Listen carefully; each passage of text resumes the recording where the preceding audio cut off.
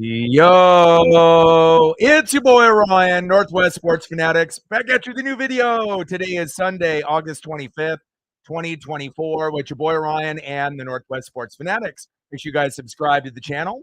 Smash that like button either now or on your way out.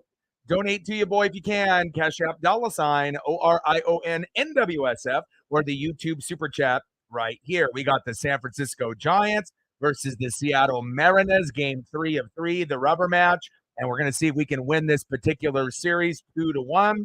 Let's cue up the music, take a look at the thumb, and let's get into the starting lineups. First pitch is going to be here in roughly 9 to 10 minutes. And I hope everyone is having a fantastic Sunday. Let's get it, baby.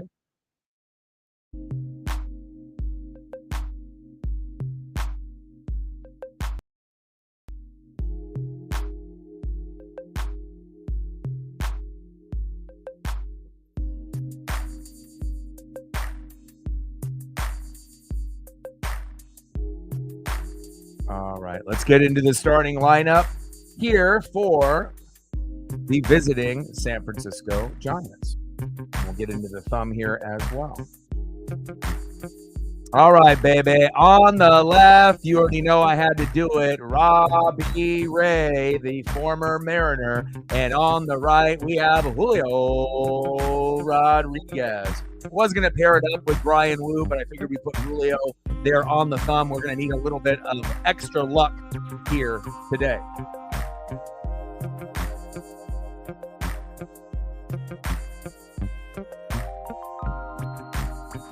Leading off for the Giants at shortstop, Tyler Fitzgerald.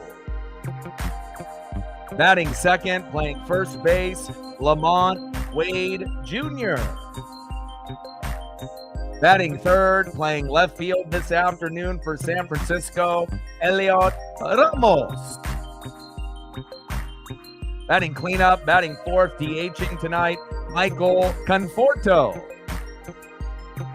Batting fifth, playing third base, Matt Chapman.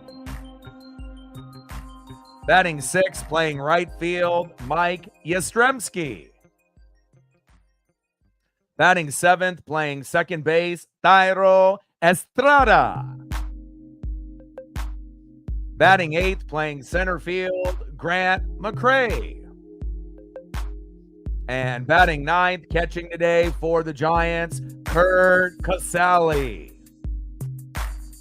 And on the mound for the Giants, the former Seattle Mariner, 3-2 record with an ERA of 4.88. It is Robbie Ray.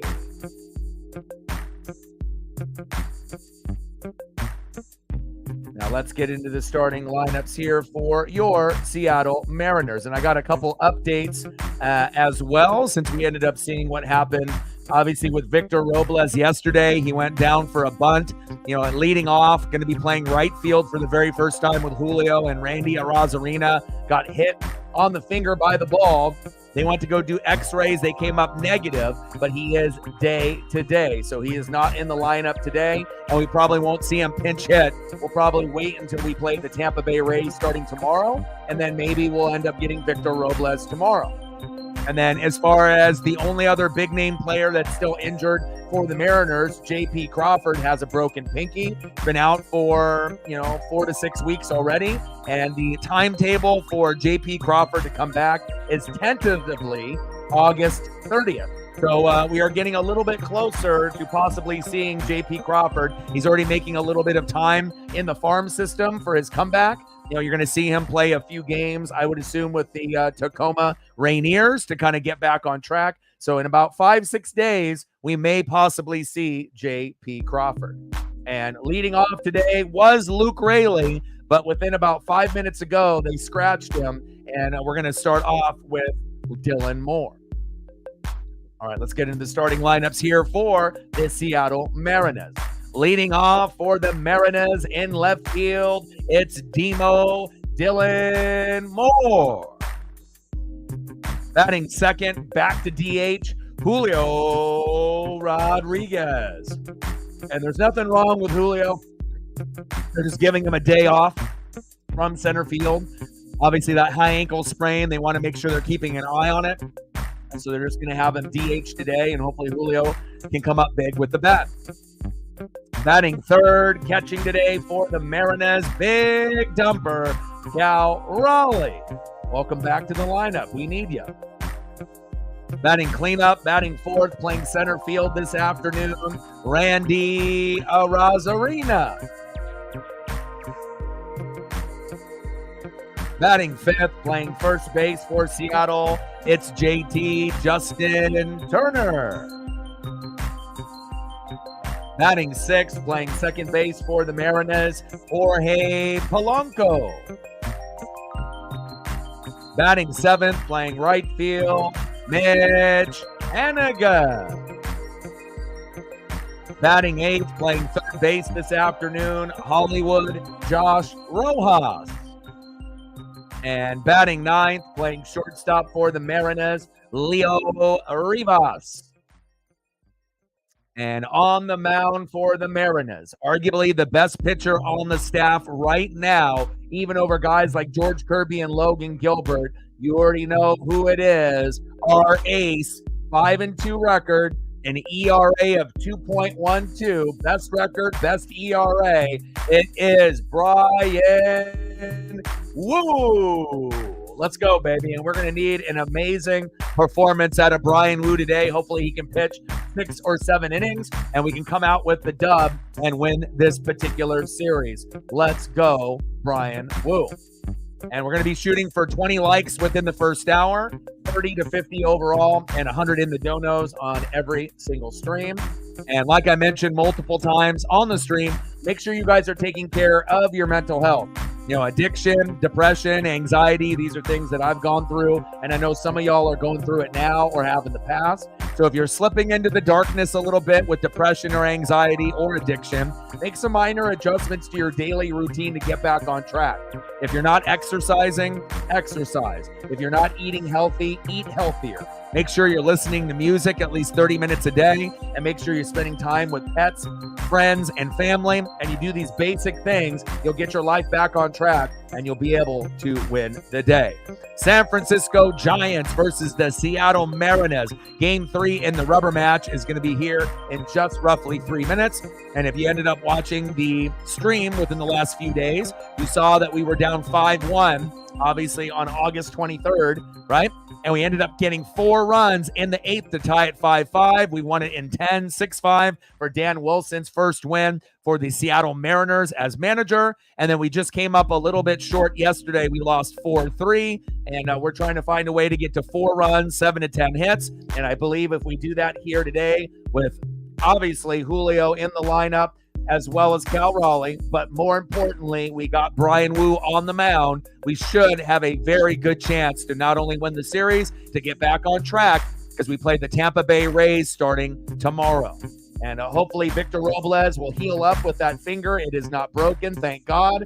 We already have plenty of injuries. And J.P. Crawford, tentative timetable back, August 30th, which is only about 5-6 days away. So that is very exciting. We don't want to rush JP, but it feels like it's been months since we've had him in the lineup, which we have. And I can't wait to be able to get JP back into the lineup.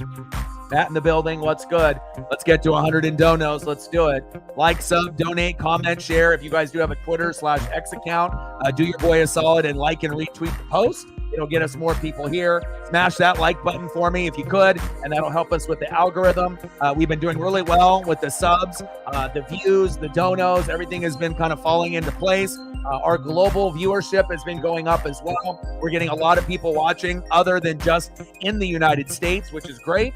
And I hope everyone's having a fantastic Sunday. Let's get it, baby. Daniel in the building, what's good? African Nation in the building, what's good? I'm feeling good today. I think we're going to win today. Let's go Mariners. Captain Oreo in the building, what's good? And again, you know, if we didn't have Brian Wu on the mound, you know, like if we had Castillo today or Bryce Miller today, could be kind of 50-50. And obviously we know when George Kirby has Garver, it just seems like it never really works out. I would love to see George Kirby have an opportunity to have Cal as his catcher. But I would say right now, the best pitchers on the staff are Brian Wu 1 as far as today, and then Logan Gilbert 2, and I would go George Kirby 3, even though he's been struggling as of late, and then I would go Bryce Miller 4, Luis Castillo 5. So, and again, we do have a great pitching staff, but Castillo definitely is no longer the one. 66 and 65 for the Giants, 65 and 65 for the Mariners. We're 38 and 27 at home. We got to find a way to get it done here this afternoon.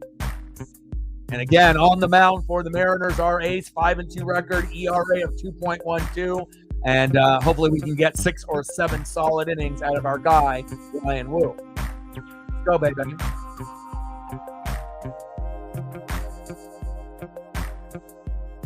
Leading off for the Giants at shortstop, Tyler Fitzgerald. Batting second, first baseman, Lamont Wade Jr. Got to keep an eye on him. And batting third, left fielder, Elio Ramos. Let's go, Mariners. And Luke Raley was a late scratch. They had him promoted on social media, but would have been about 5 minutes ago. They took him out of the lineup. They put Josh Rojas in, and then obviously moved Timo to the leadoff spot. So obviously not maybe our strongest lineup since we don't have Victor Robles in this particular lineup, and we have no Luke Raley. But hopefully it is enough out of this team on the lower end of the lineup, through 5 through 9. That we can get some good production, and I hope to see 2 to 4 bunts drop down by the Mariners here today. Great to be able to see Edgar Martinez, Dan Wilson, and the crew out there, Manny Acta. Let's go, baby.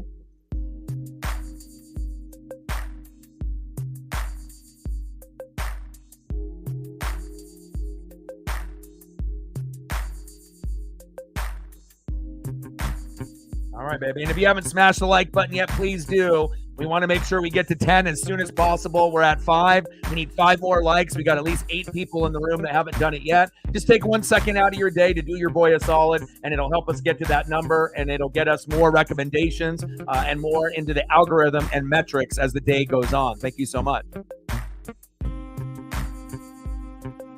0-1 pitch to Fitzgerald. In there for a strike. Nice job by Brian Wu. Ahead of the count, 0-2, baby. Let's go. Tyler Fitzgerald in the box here at shortstop. 0-2 pitch from Wu to Fitzgerald.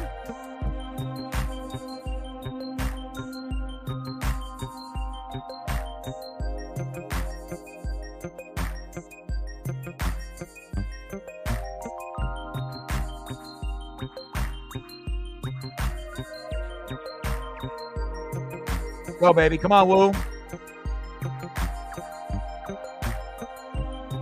Wu. A heater inside, fouled off. Count remains 0-2. Tyler Fitzgerald's got an OPS of 865 at home, but 1.10 on the road. So obviously anything over 1,000 for OPS is very, very good. That means that you are wheeling and dealing. 0-2 pitch from Wu to Fitzgerald. Pitch is outside. 1 ball and 2 strikes.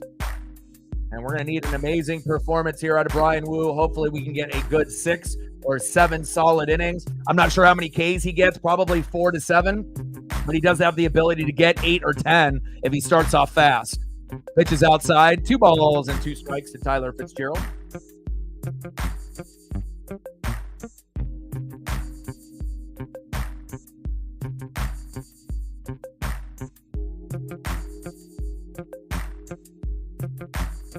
Two-two pitch from Wu to Fitzgerald. Slow roller, dribbler towards third base.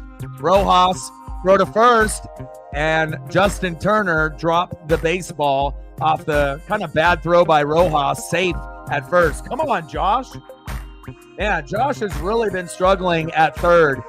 Defensively, offensively, I don't know what's going on here, but this is a routine play and just a shitty throw. And it might have been something where maybe Justin Turner should have caught that. I'm looking at the replay right now. It's off of 1 hopper, and it looks like it might have been Justin Turner's fault, being afraid of the runner running into him at first, Tyler Fitzgerald. But that definitely looked like a throw and a catch that should have been made. So I guess if we're going to be calling that an error, that probably should be giving to Justin Turner rather than Hollywood Josh Rojas. And let's see who they give the error to. But right out of the gates with an error is not good for the Seattle Mariners getting someone on. Now we have to hope for a double play. Next up is Lamont Wade Jr. Big swing and a miss behind in the count 0-2. No balls and 2 strikes. 3 for 7 this series for Lamont Wade Jr. Reflect in the building. What's good? How are you?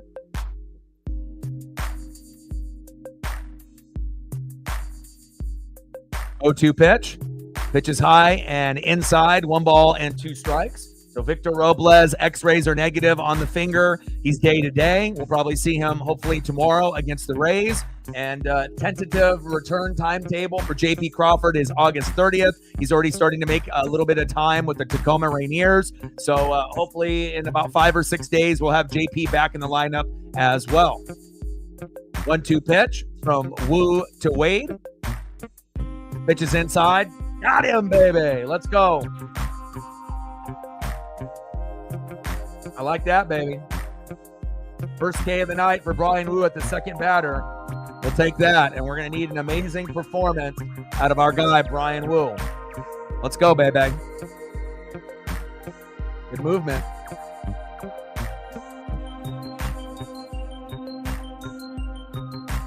Next up for the Giants, Elliot Ramos. Big swing and a miss behind in the count 0-1. Go Mariners.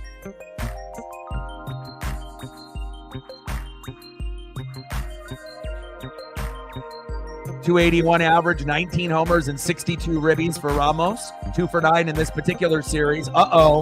Ramos back, gone. And another 2-run blast by Ramos like he did in game number 1 to give them that 3-0 lead when we ended up having Lamont Wade Jr. with that solo dinger right out of the gates. And it just seems like every time we play the Giants, we're always behind early. It's never we can get off to a fast start. We're always looking up at the scoreboard. And Brian Wu giving up a 2-run blast to Elliot Ramos. Got to be careful on how you pitch this guy. And he's been able to rock the Mariners in 2 out of these 3 games. Man, not a start that we were looking for there. Next up, DHing for the Giants, Michael Conforto. Now, I know we can still come back in this game, but we're going to need 4 runs, 7 to 10 hits. And Ramos hit safely in 9 of his last 11 games, so he's on a heater. I'm not sure if I'm more surprised that Ramos hit it or if Ramos hit it off Wu. I think I'm a little bit more surprised off that. If Ramos hit it off anybody but Wu, so be it. But Wu has been locked in and hasn't really been giving up a whole lot of homers this season, so a little surprising. But again, he's always trying to get ahead of the strike count and try to get ahead of the count and try to get to 0-2, so that way he can put the strategy, in his pitches. But damn, that sucks. Top of the first, 2-0 Giants. Runner, nobody on board. 1 out, 0-2 pitch to Michael Conforto. Got him. Another punch out there by Wu. Nice job, Brian. Get locked in, man. Don't be thinking about that home run. Move it past you.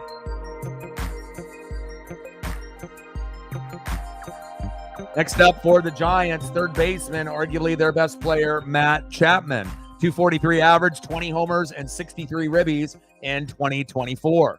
Pitch right down the middle for a strike to Chapman. 0-1 count. No balls and 1 strike.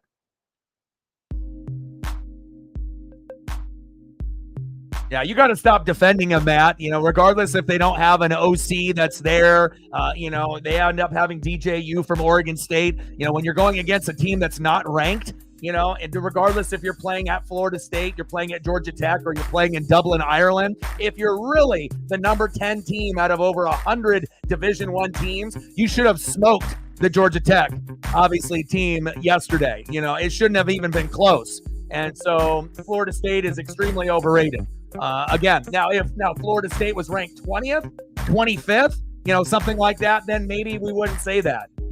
Obviously when you have an unranked team being a ranked team, but if the ranked team is ranked, 20th, 22nd, 25th, it's not that much of a surprise. But when you're ranked 10th, that pretty much means that you think that this team has a very good chance to make the college football playoff. And based on what I saw yesterday, I don't think so. They still might be able to, do some damage this year, in their conference. But that was definitely an underwhelming performance there in Dublin, Ireland. Big swing and a miss by Chapman. 3 balls and 2 strikes. I mean, they do have athletes over there on FSU. And Georgia Tech is actually a little bit better than people think, But again, if you're looking at those two teams coming into the season, Florida State should have won that game at least at a bare minimum 10, but probably, 14, 17 or more if they were truly number 10. All right, we get out of the first inning, but Brian Wu gives up a big 2-run blast. I know he's not too happy about that, but hopefully the bats will come alive here as Chapman strikes out. 2-0 Giants. Come on, Wu. Don't lose confidence, baby. And that sucks, man. It's like either a strikeout or a home run. Sometimes you'll get pop-ups and sometimes you'll get ground outs, but we'll see where it goes. Let's see what's going on here for the Seattle Mariners. Leading off for the Mariners in left field, taking over for Luke Raley as a late scratch, Demo Dylan Moore. Set the tone for the Mariners. Let's go. Batting second, DHing for Seattle, Julio Rodriguez. And there's nothing wrong with Julio. They just wanted to give him a day off from being in center field. And again, monitoring that high ankle sprain to make sure that, this is something that he can handle for the last 30-game stretch.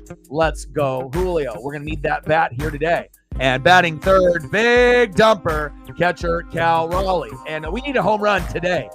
And again, I'm not sure if we're going to get it or we're going to have to wait into the Tampa Bay Rays series. But if we're going to have any chance of winning, he's got to match what Ramos just did. He's got to get a solo jack, 2-run jack, or a 3-run jack to give us a chance. I mean, there's always a possibility it's someone else, but I feel Cal is due, and hopefully we can get a big home run out of Cal, or maybe we can get 2 home runs out of Cal, one from the left side and one from the right side. You never know.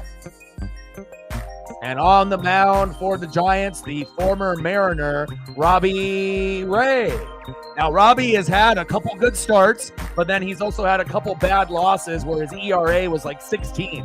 So, again, what are we going to get? Are we going to get the good Robbie Ray, like when he was on the Mariners, until he ended up facing Yordan Alvarez? Or are we going to get the Robbie Ray that's going to be a little bit inconsistent today? And hopefully we can get a few runs on him within the first 4 innings to give us a chance. Let's go.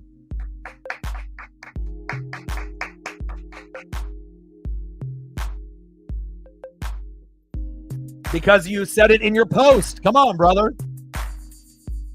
Bottom of the first, 2-0 Giants. And again, when we get into football, it's not like every single team is created equal. You know what I mean?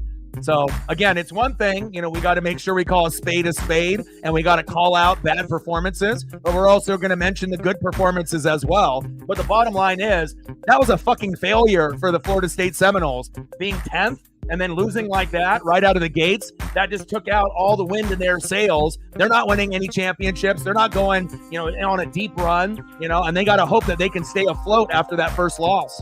And that's facts. Pitch is low and inside. 2 balls and 2 strikes to Dylan Moore from Robbie Ray. And again, not every single team is created equal in the NFL either. We're going to go through those progressions, and certain teams are going to pop off this year, and there's definitely going to be some disappointments as well, besides just injuries. Bottom of the first, 2-0 Giants, 2-2 pitch to Dylan Moore. Pitch is high, 3 balls and 2 strikes. And hopefully we get a lot of erratic pitches here from Robbie Ray, because we definitely need a dub. Let's go. I see you, Robbie. 3-2 pitch to Demo, fouls it off the catcher's mask. 3 balls and 2 strikes. Count is full.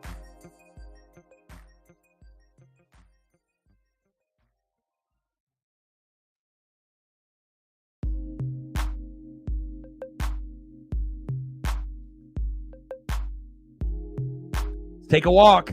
3 balls and 2 strikes. There we go. Pitches inside. He almost hit him. And I like this Robbie Ray. Inconsistent Robbie Ray will lead to a dub for the Mariners. Let's go. He keeps pitching like this. He might be out by the 4th or 5th inning. I like. Next up for the Mariners, DHing today, Julio Rodriguez. Let's go, J-Rod. We need you, baby. Let's go. I don't think getting a new baseball is going to help you, Robbie.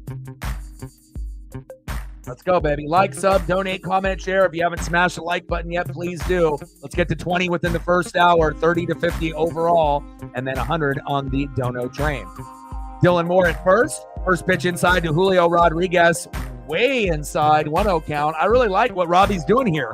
This is going to play to our advantage here. And again, we don't even need to swing, and we might be able to get 3, 4, 5 walks on the Mariner hitters here to be able to, hopefully take advantage of these wild pitches that Robbie Ray is pitching. That was a shitty-ass swing by Julio. What are you thinking? Pitches inside, 3 feet at the dirt, and Julio swung at it. Come on, baby.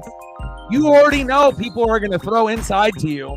And I don't know how much film Julio watches, if any, but I mean, you got to think, if you want to be a Hall of Famer and not just a popular player, you got to learn. And again, every single pitcher pitches you the same way. They try to jam you inside, and you swing at the garbage, and then typically it's a strikeout, a pop-up, or a ground out. You need to either adjust your feet, or just have better eyes and better patience and not swing at the garbage. 2-1 pitch to Julio. Big swing and a miss, high out of the strike zone. He would have already been, at this point, walked if he was just patient with 4 straight balls. But that's Julio for you, I guess. Come on, J-Rod. There's a reason why you're batting 222 as a designated hitter and not 322, because those type of pitches that you're seeing right there. Come on. Patience, buddy.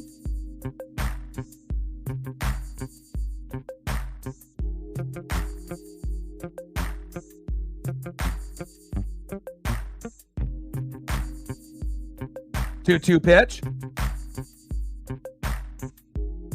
Pitch is inside. 3 balls and 2 strikes to Julio Rodriguez.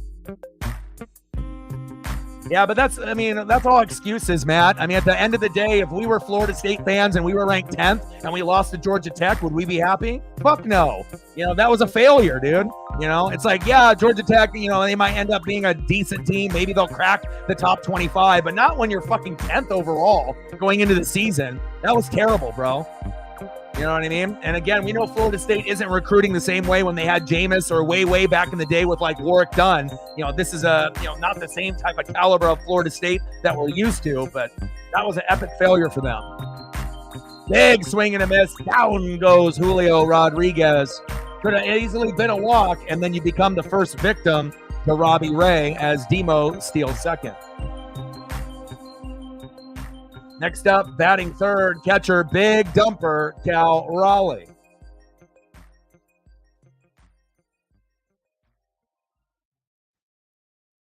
Will in the building. What's good?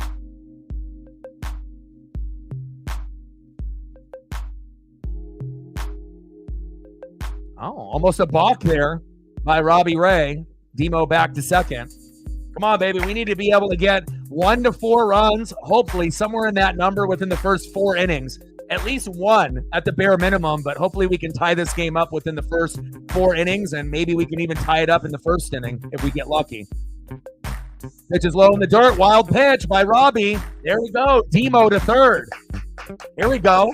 We might be able to just get a sacrifice pop-up fly deep by Cal, and Demo can tag up, and we'll get it to 2-1. Let's go.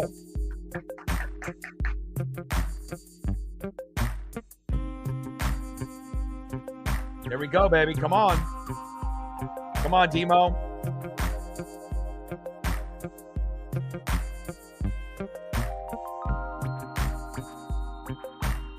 All right, we're 1 like away from double digits. There we go. Now we're at 11. Thank you to the 2 or 3 of you. 9 more to go to hit the goal, to hit 20. We're at 11. Big swing and a miss by big dumper Cal Raleigh. 1 ball and 1 strike to Cal. Come on, baby. You can do it from both sides of the plate. Let's get it, Cal.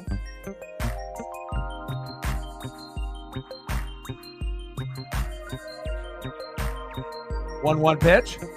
Big swing and a miss. 1 ball and 2 strikes to big dumper by Robbie Ray. But at least on the bright side for you, Matt, at least you got to celebrate a Hawaii win, which they should have won, versus the opponent that they played. But at least they ended up getting the dub and didn't shit the bed like Florida State did. Runner at third with 1 out. 1-2 pitch from Robbie Ray to Cal Raleigh. 2-0 Giants. 1-2 pitch. Cal. Oof. And that one fades foul. 1 ball and 2 strikes. Lucky fan gets a nice Cal Raleigh bobble. No, a Cal Raleigh foul ball, baby. And hopefully one day I'd be able to experience a Cal Raleigh foul ball. That's definitely the next on my list if I can end up grabbing one when I go see the Seattle Mariners again. 1-2 pitch from Ray to Raleigh. There we go, Cal.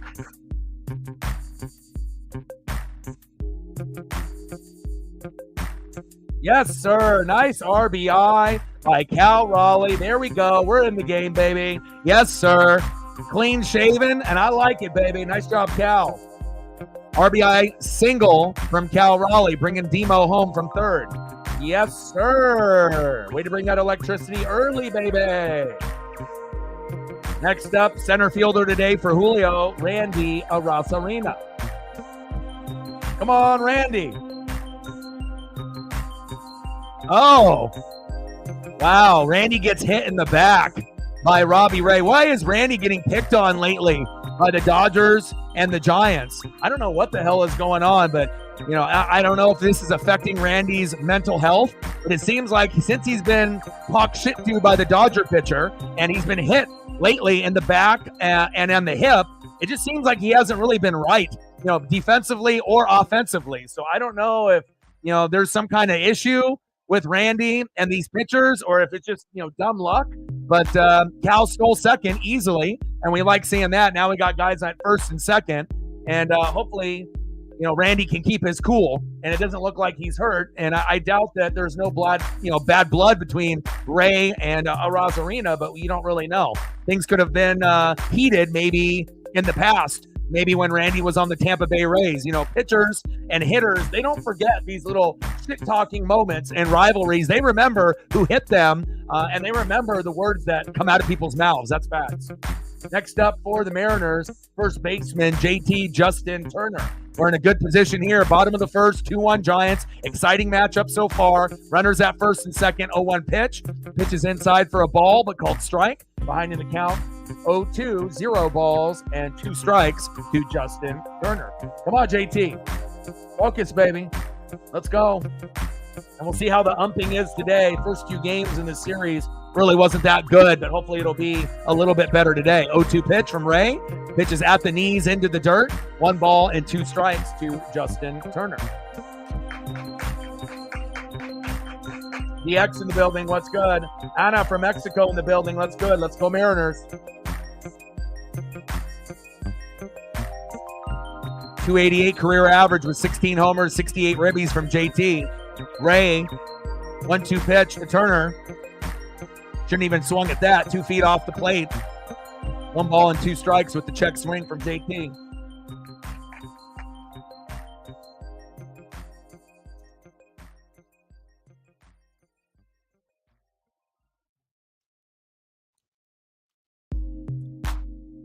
One-two pitch. Pitch is high. 2 balls and 2 strikes. And if you notice how Robbie is pitching, you know, he's not pitching loose. You know, he's definitely a little on edge. So, again, we don't need to be swinging at a lot of the garbage. We're going to be able to get hit by pitch and a lot of walks in this game if the hitters are patient and Dan Wilson and Edgar Martinez can relay that message. There we go, JT. Oh, shit. Line drive for a double play. And there's nothing you can do about that. Those type of double plays don't bother me as much. It's those slow rollers that they just flip to second and go and throw to first. Those are the ones that irritate you. But when you end up having a line drive and then the defender, the shortstop, or second baseman is just in the right place at the right time, and then he can throw it to second, that's what we call great defense and just being in the right place at the right time. So nice double play there. And obviously we're at the end of the first, but at least the Mariners were able to capitalize on 1 run to keep it at least somewhat close in this rubber match here this afternoon. Let's go to the top of the second, 2-1 Giants. Good job, Mariners, by putting up at least a run early, because that's usually the key for us coming back is like staying close instead of getting our first run in like the 7th or 8th inning. And most of the time when that happens, we lose. We need to have it sprinkled in, you know, periodically throughout the game. Next up for the Giants in the 6-hole, right fielder Mike Yastrzemski. Had a great game for them yesterday, was the MVP. Batting second baseman in the 7-hole, Thairo Estrada. And batting third, center fielder today, and I love the bunt, baby. You know I do. In the 8-hole, Grant McCray. And hopefully the Mariners will drop down 2 to 4 bunts today. Could be the difference in the game. Let's go. If Notre Dame loses to A&M, yeah, that's a terrible loss. Yeah, it's nice that A&M is ranked 20th, but if you're 7th, that loss is even worse. On that end, just because you're 7th, and if you're going to be 7th, they assume that you're going to be in the college football playoff and you're going to make a deep, deep run. Now, obviously, since Texas A&M is ranked 20th, it's going to be better, than if they weren't ranked and then Notre Dame lost to them. And we'd be in a similar situation to Florida State and Georgia Tech. So we'll see where it goes. Haley Van Lith at the game, swapping jerseys there with Julio. Love that.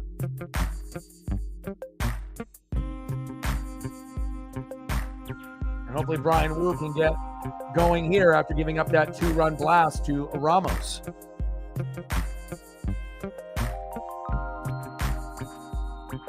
Let's go, Wu. We need you, baby. Like, sub, donate, comment, share. Help your boy out. Top of the second, 2-1 Giants.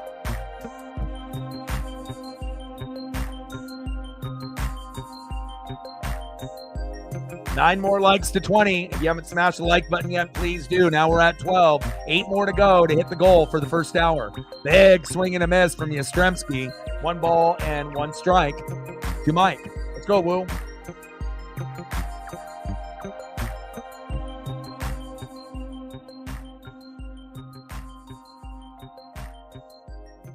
One pitch from Woo to Yastrzemski. Right down the middle with a 95-mile-an-hour heater. Nice little 4-seam. 1 ball and 2 strikes to Yastrzemski. 25, 17, 15, and 10. So he's definitely going down in his home runs by season. Progressively less and less, and only at 10 this year. 15 last year, 17 in 2022, and 25 in 2021. Yastrzemski popped up. Rojas and Dylan Moore is there. There we go. Demo's got it. 1 away. Next up for the Giants, second baseman, Thairo Estrada.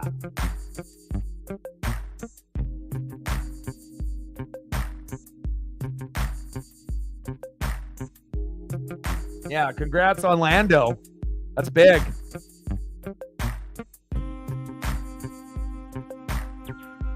.221 average, 9 homers, and 46 ribbies for Estrada here in 2024.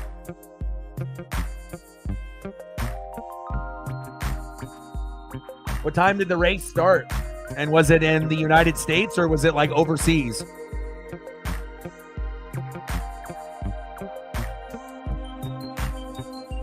Oh, 1 pitch to Estrada from Woo. Line drive. Throw to first. Got him. Good throw there. There we go. Leo Rivas playing some D. I like that, baby. Nice job, Leo. Good stuff right there. Keep your head on a swivel, baby.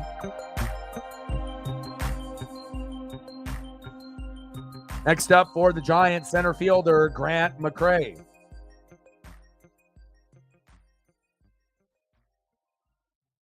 Netherlands. I figured it was not in the United States, so.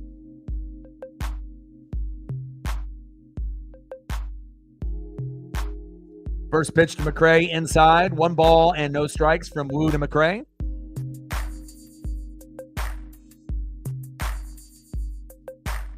.273 average, 1 homer and 2 ribbies this season in limited time for McCray. 1-0 pitch. Chop foul. 1 ball and 1 strike from Woo to McCray. 3 for 8 this series against the Mariners.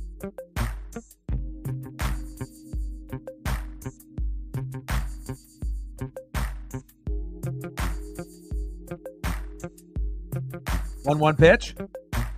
Line drive up the middle, right past Woo. Throw to first. Easy 1-2-3 inning for the Seattle Mariners. And here's our opportunity to tie the game up here in the bottom of the second. Good job, Brian Woo, after giving up that 2-run blast in the first inning to Elliot Ramos, which was kind of a stunner. I don't think we Mariner fans expected that. Maybe later in the game, but not in the fucking first inning. But that's what happens in baseball sometimes. See who's up here next for the Seattle Mariners.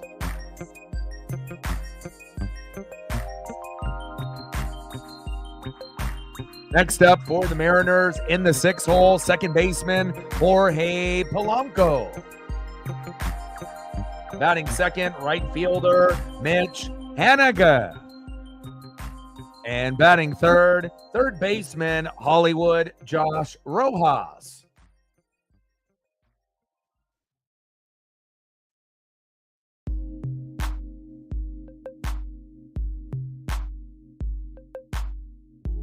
Let's go, baby.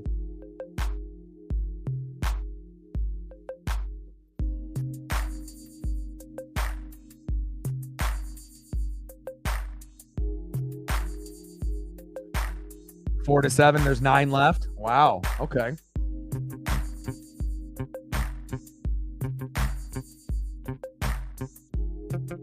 Yeah, and congratulations to Harrison Burton for winning his first NASCAR Cup race ever in his career. I used to watch his dad, Jeff, back in the day, when he used to watch Jeff Gordon and Jimmy Johnson. Jeff Burton was never, the best, racer or driver, that were out there, but, he's one of those names, and obviously went out of the booth to congratulate his son, and it was definitely neck and neck with him and Kyle Busch, and it's always cool to be able to see a guy that, he knows he's not as good as some of the other, experienced drivers, but every once in a while, when you can get a guy to get his first win, obviously that's a very big moment in the Burton family, and it was a great race there at Daytona last night. Lots of crashes, cars, flipping, cars on their roofs, sliding on the concrete, and ended up being a very memorable race.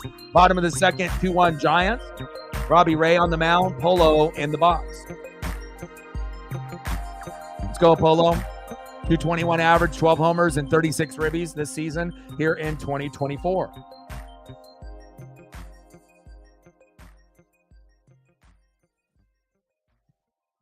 And if you're just tuning in, Elliot Ramos with the 2-run blast in the first, check swing, slow roller to first, 1 away, down goes Polo. And then we ended up having Demo steal second. Then ended up getting to third base, and we had an RBI single by Cal Raleigh to knock home Demo, Dylan Moore, and the score now is 2-1 in the bottom of the second.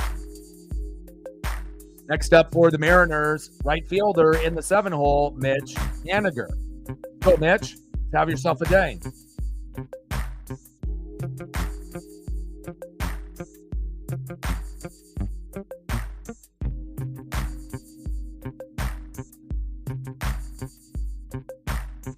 First pitch there in there for a strike to Haniger. 0-1 count, even though it was a ball out of the zone.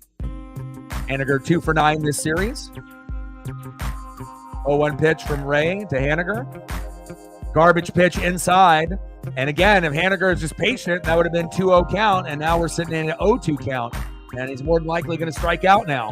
You got to make sure that, you're testing these pitchers. And it's clear that Robbie doesn't have good stuff right now. He's going to be throwing a majority of balls rather than strikes. It looks like right now he's almost 70-30, from ball to strike ratio. But he's getting bailed out by these hitters as Robbie Ray gets a K on Haniger there. You've got to be patient. I understand we want to be aggressive at the right time, but again, you have to make sure you're listening what, Dan Wilson and Edgar Martinez are saying. Make the most out of every at-bat, but also, we want you to be aggressive, but not overly aggressive, swinging at garbage. Nice pitch there by Robbie. 2 away.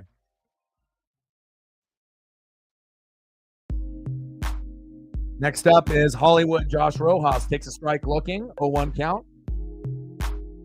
Let's go, Josh. 226 average, 7 homers, 25 ribbies. Was very good in April and May. And lately he's been a liability in the box and defensively, which I thought I never would think that would happen. I figured that his woes in the box would probably continue and hopefully they would get slightly better. But defensively, for a majority of the year, he's been really, really good, as a Eugenio Suarez replacement since we sent him off and he ended up going to the Diamondbacks. But as of late, he's been not focused, making errors, and I don't know what's going on with him, but hopefully things will get back on track for Hollywood Josh Rojas. Ray in there for a strike, 1 ball and 2 strikes. to Josh Rojas. Bottom of the second, 2-1 Giants. Nobody on, 2 outs. 1-2 pitch from Ray to Rojas. Pitch is outside, 2 balls and 2 strikes to Hollywood.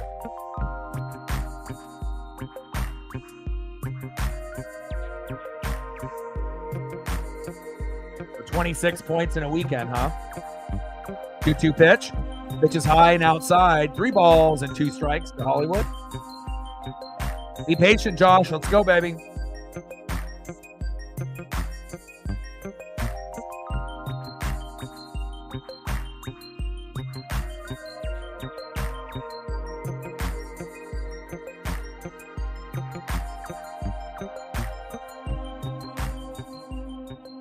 Three-two pitch from Ray to Rojas.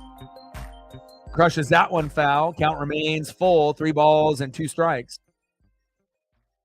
Oh, Edgar Martinez, 312 MLB career average, 309 home runs, 1,261 RBIs, OPS of 933, and a 2-time AL batting champion as DH.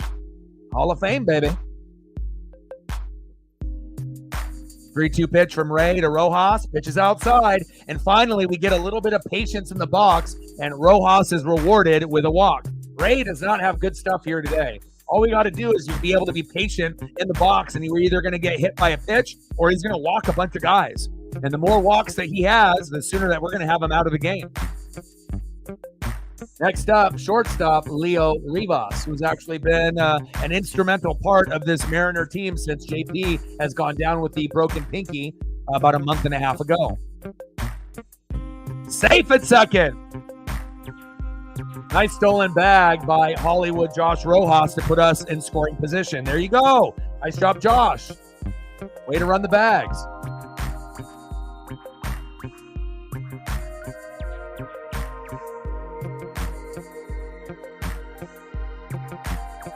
Great steal. Again, if you're just tuning in, top of the first, Ramos homered to left center, 390 feet. Fitzgerald was on board, 2-0 Giants. Then Cal Raleigh singled to left with an RBI single. Demo was at third. He scored, and now we're at 2-1 Giants. Pitch right down the middle to Rivas, behind in the count now, 0-2. Come on, Leo.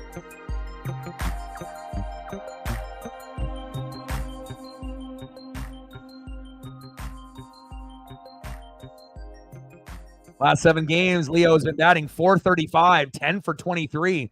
Incredible. Pitches high, outside, 1 ball and 2 strikes to Leo Rivas. That's crazy.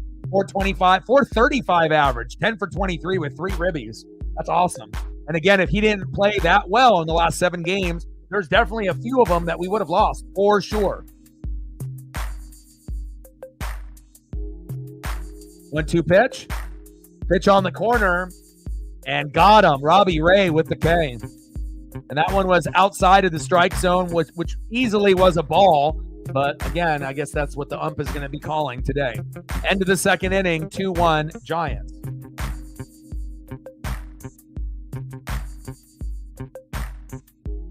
All right, Robbie, I see you. You're a little bit all over the place like you were on the Mariners, but you've been definitely getting a few calls from the ump there. But as long as we can, attack the best that we can, hopefully we can get him out by the 5th. Next up for the Giants in the 9-hole, catcher Kurt Casale. Batting second, back at the top of the order, shortstop Tyler Fitzgerald. And batting third, first baseman in the 2-hole, Lamont Wade Jr.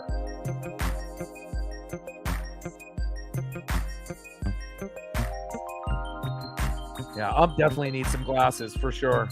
100% agree.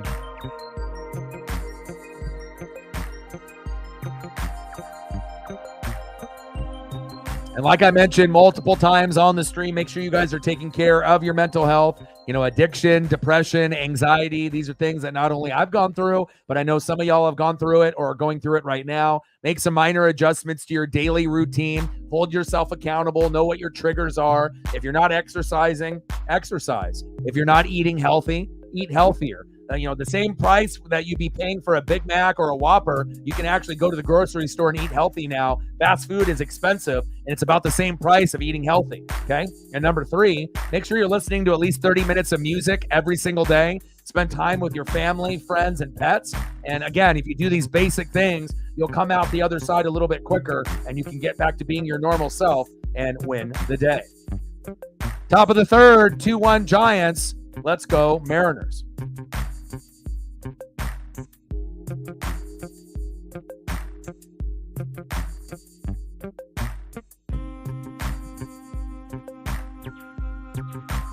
First pitch to Casale in there for a strike from Wu.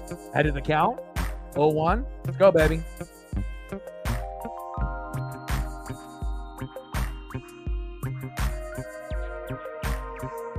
Good start for Wu.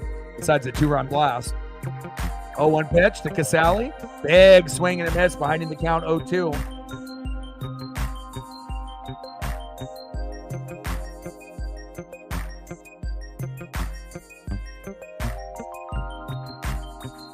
Played for Tampa, Cincinnati, San Fran, and if you remember, within the last few years, a part of the Seattle Mariner organization. Not for a very long time, but if that name seems familiar, he was on the Mariners. Which is outside, 1 ball and 2 strikes.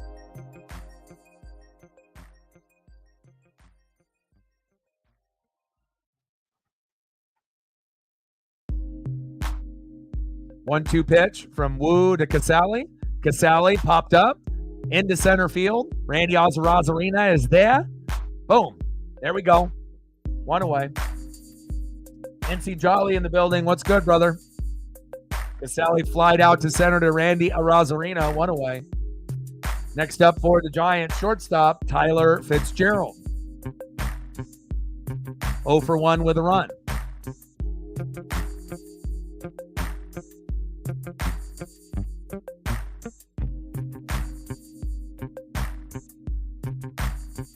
First pitch is low and outside at the knees from Wu to Cal Raleigh. 1-0 count to Tyler Fitzgerald there in the box. Reached on an error.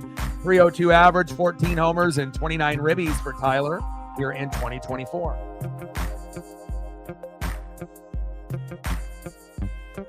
No, Lindor not for MVP. You know, you have some guys that have been playing pretty good, but if you actually look at like Shohei Ohtani numbers and Aaron Judge numbers, you know, even if Lindor, some of these other guys are having good years, even Bobby Witt Jr., you know, you're having some guys kind of start to break out a little bit, you know, Stephen Kwan, Bobby Witt Jr., you know, Juan Soto, you know, but they're not Aaron Judge or Shohei Ohtani. If you don't give the MVP to Shohei Ohtani or Aaron Judge, then obviously those people are not watching baseball. Those are clearly the 2 best players in baseball right now, and it's not even close. 3-0 pitch. Pitch right down the middle to Fitzgerald. 3 balls and 1 strike from Wu to Fitz. But it's nice to be able to see guys break out, you know, like Soto on the Yankees, might be on the Dodgers next year, you know, and, you know, guys like Stephen Kwan that normally don't get a whole lot of pub or love. Big swing and a miss, 3 balls and 2 strikes. Bobby Witt Jr. playing great. But none of those guys are Aaron Judge or Shohei Ohtani. Those guys are godly, unworldly-like, crazy good, consistent as well. 3-2 pitch. Fitzgerald chopped that one foul into right field. Count remains 3-2.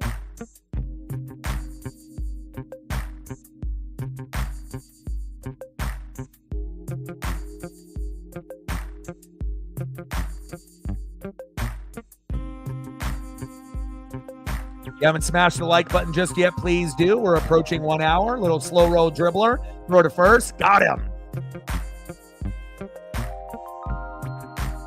All right, we're 6 away from getting to the goal. If you haven't smashed the like button yet, please do. 6 away from hitting that first goal to get us to 20. Takes 1 second, baby. Good stretch there by Justin Turner.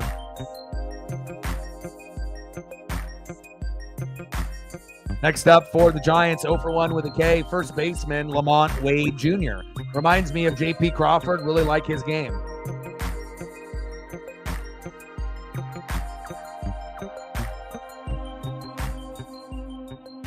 Pitch right down the middle from Wu to Wade. Head of the count, 0-1. Nice job, Wu.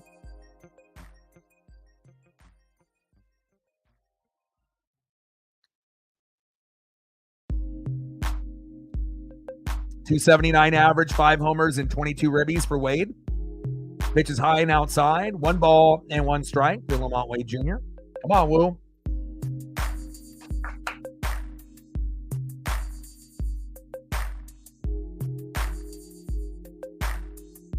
Sarah in the building. How are you?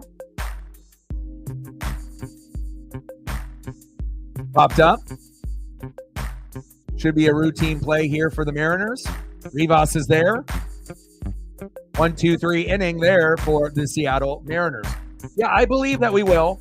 We'll end up getting Julio back at center, Randy at left, and Robles at right. It's just kind of a damn shame. I keep complaining about the lack of bunting. Then Randy decides to do it in his first at bat to kind of get them off, off their, groove and off their rhythm. And lo and behold, he's got bad, hand placement, and then the ball ends up hitting the finger, and then he's out for the game. But at least he didn't break the finger, and the X-rays were negative, and he's day to day. So we may see him, tomorrow or possibly on Tuesday, depending on how the finger is feeling. But he said in an interview today that the finger feels a lot better than yesterday, where it was kind of numb, even though it wasn't broken. But now he's got a little bit more like maneuverability with it.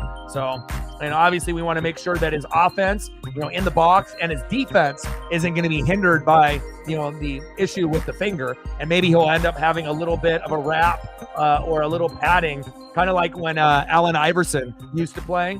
You would see him with those little pads on the finger. Maybe you'll end up seeing something like that. But obviously, if you're wearing batting gloves, it's going to be hard to fit with a little pad on your, finger, to protect it. And then you got batting gloves over it. So unless you end up going one size up, but hopefully it ends up working out. Let's go to the bottom of the third and see who's up next here for the Mariners.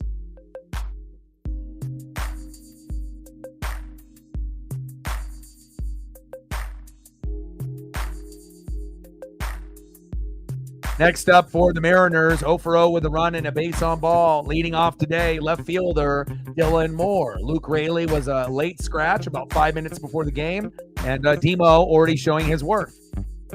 Batting second, DHing today, Julio Rodriguez. And batting third, big dumper, catcher Cal Raleigh. Nice, good win against the Twins. Did they have a chance to, I know this is the last, obviously, wave of games, and we only have 3 today. And hopefully for Matt and my boy Justin and the rest of them, the Broncos, even if it's preseason, they can get a dub and they can feel comfortable going into the regular season. Saints 27, Titans 23. Big swing and a miss by Demo, 1-1 count. Broncos 7, Cardinals 0.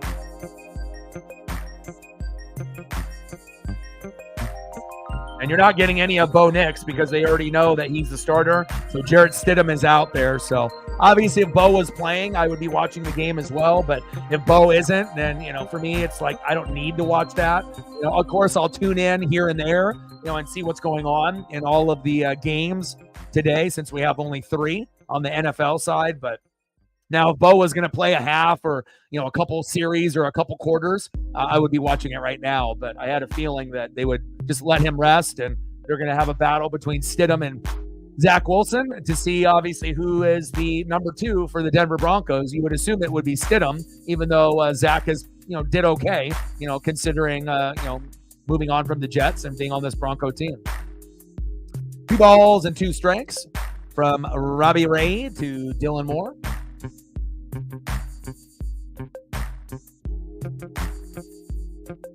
Anybody notable that you were surprised that they cut? And sometimes, it might have to do with, salary, but most of the time it isn't. It's just depth chart moves. So it's not like you're going to end up, cutting your third best wide receiver. I mean, things like that don't happen. But again, you're usually going to get, those rookies, undrafted players, and guys that are backups, fighting for a spot and trying to earn a practice squad spot, even if they get cut from the initial team. And if you get on the practice squad, you still might be able to get on the team at some point in the season. So a little bit of a demotion, but at least if you get on the practice squad, your dream of still being in the NFL still lives. Bottom of the third, 2-1 Giants. 48 pitches for Robbie Ray, 2-2 pitch to Demo. Pitches inside, 3 balls and 2 strikes. Megan in the building. Congratulations on that nice Seahawk win last night. I like what I saw. And you're definitely seeing a different type of team run by McDonald compared, with Pete. And it'll be interesting to see how it all plays out. I would assume that you're going to be going with a lot more one-on-one and deep balls like we saw with Gino and DK, kind of playing that muscle ball one-on-one. And if you really think about it, one-on-one, DK is going to win that matchup 9 times out of 10. There's not going to be that many corners or safeties that are going to be able to body him or stay with him. So I like what I saw overall from that particular matchup with the Hawks and the Browns. Congratulations on that dub. Pitch outside to Julio Rodriguez. 1-0 count. Yeah, I mean, I think it ended up getting a little bit closer than comfort. But again, it's preseason, and just like the regular season, even if you only win by 1, 2, 3, or 4 points, it's still a win. It's you'd rather win by 2, 3, or 4 rather than lose by 2, 3, or 4 or 1, right? So slide into second, safe. Wow, Demo. Dylan Moore stealing bags every inning. I love it. Here we go. Maybe we can get Demo over to third, and then we can get Cal to knock him home again. I like that. Appreciate that for liking and retweeting the post. Same thing with Megan. Thank you so much. Like, sub, donate, comment, share. If you haven't smashed the like button yet, please do. And we're 1 like away from hitting the goal, and we just broke the 1 hour mark. So if you are in the room, and there we go, popped up Julio Rodriguez, 1 away. Thank you so much. We hit the goal for the first hour. We're at 20, and we want to try to shoot for 30 to 50 overall. Thank you guys so much. Appreciate you. Julio popped up. Easy out there for the Giants, 1 away. Next up, big dumper, catcher Cal Raleigh. We could really use a big home run from Cal Raleigh today. Let's go, baby. Or maybe even more than 1 if we can get it. We don't want to be greedy, though, but we do know that Cal can hit home runs from both sides of the plate. Probably better than anybody on the team. We don't have too many switch hitters, that can, or that are overall on the team. I guess Polo is another guy that could potentially get home runs on both sides. But we only have a couple guys that can efficiently hit from both sides of the plate. 212 average, 27 homers, 79 ribbies, the MVP of the Mariners in 2024, no doubt. Pitches low and at the knees, 1 ball and 1 strike. Come on, Cal. Trident's up, baby. Bring that electricity. We need you. And we really missed your bat and your defensive abilities with George Kirby yesterday. And again, I feel super bad for George always having to have Mitch Garver at catcher. It's got to be, whether he wants to admit it or not, it's got to be depressing, knowing that you don't got the best catcher who is a top 3 catcher in the league. And, you can use him for his leadership and, his game plan throughout the game. And then you got to go with a guy like Garv who doesn't even have confidence in himself in the box. And that's the guy that you're, throwing to. Demo sliding into third. Safe. There we go. Demo with another stolen bag.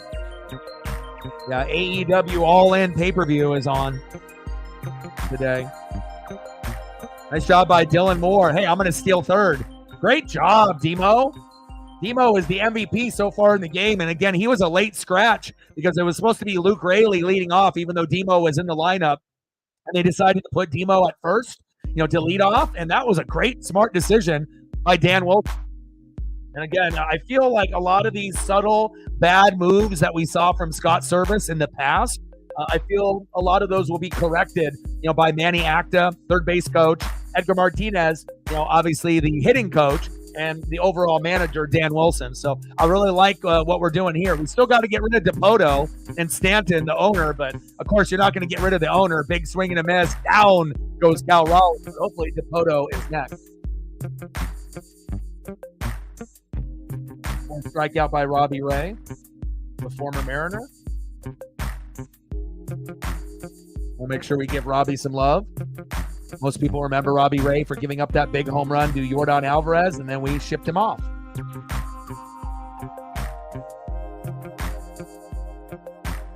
Randy Arozarena popped up into right field.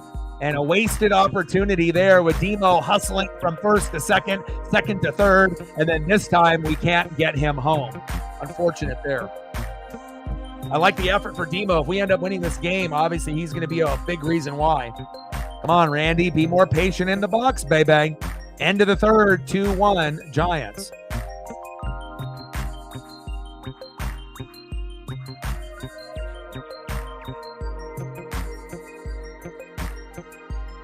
Yes.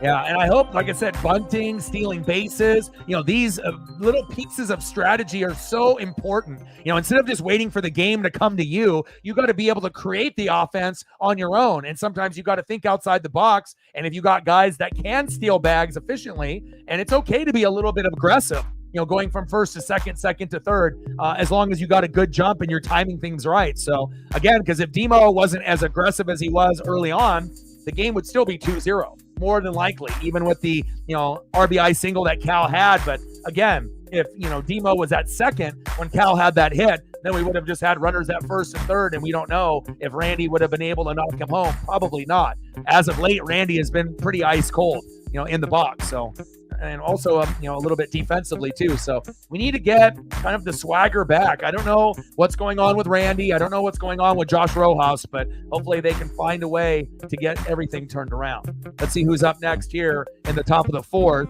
for the Giants. And good for Brian Danielson to become champ. I mean, that was something that, we already knew that at some point was going to happen. He kind of had to wait his turn, with Kenny Omega and all of the rest, with Jericho, early on, and John Moxley. So, again, it's going to go from hand to hand. And, I love Brian Danielson, and good for him. They did. And the Bucks look good, man. Like I said, I honestly feel that we are going to have a very good chance to win the division. I mean, we've won the division for the last couple of years, and it shows you, even if we don't have Tom Brady and we have Baker Mayfield, we can still win the division. Now, we know that the Atlanta Falcons are going to be better, and they might take the division from us, and I feel like with the Saints, they're kind of hit or miss. So the Falcons might, take over, the Saints and the Bucks. Wild throw to first. That was terrible. My God. Single there by Ramos. He's been fired today. But we'll have to wait and see. But I think it will be a 3-team race between the Saints, the Falcons, and the Bucks. One thing is for sure, we know that the Panthers, again, will probably be one of the worst teams in football, if not the worst. And they're probably only going to win, 1 to 5 games. But for the Saints, Falcons, and Bucks, I think all of us are going to be trying to shoot, for 10 to 12 wins. But realistically, one of those teams will probably be 8-9, 9-8, and then maybe 2 of those teams will be close to 10 wins. Maybe one team gets 12, another team gets 10, and then another team gets 8 or 9, as long as injuries don't hit those teams hard. But again, if the third place team has injuries, let's say it's the Saints, they might only end up winning 7 wins, and go 7-10. It all depends on who gets hurt and what positions we're talking about. Top of the fourth, 2-1 Giants. Conforto lined out to center to Randy Arozarena. There we go, 1 away. Nice job, Randy. This is the first time that we're seeing Randy in center in a minute.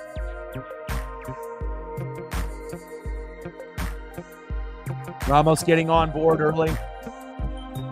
Conforto flied out, center. Next up, third baseman, 0 for 1 with a K, Matt Chapman. Oh yeah, JP does bring the swagger to the team, but since, he was kind of ice cold at the beginning of the year, his defense was pretty good, but in the box, his numbers were down like Julio's. So I don't really expect a whole lot out of him in the box right away, but hopefully, he can bring a spark, and, who knows, maybe he'll be on point in the box and defensively, and will give us that shot in the arm that we need. 0-1 pitch to Chapman, fouled off himself, behind in the count 0-2. 243 average, 20 homers, and 63 ribbies for Matt Chapman.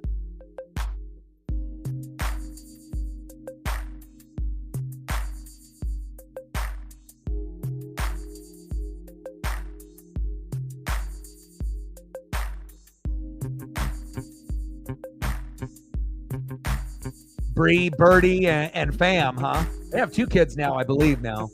Does he have 2 daughters? I know one's Birdie. I don't know what the name of the other one is, though. Something hippie-like, typically, because they live that hippie-type lifestyle. Brian Danielson. Top of the fourth, 2-1 Giants. Runner at first with 1 out. Wu on the mound, 51 pitches in. 0-2 count against Matt Chapman. 0-2 pitch. Little slow roll dribbler. Double play. Got him. Oh, it's one daughter and one son. Buddy and Birdie. Okay, there you go. All right, let's go to the bottom of the fourth, 2-1 Giants. See who's up next here for Seattle.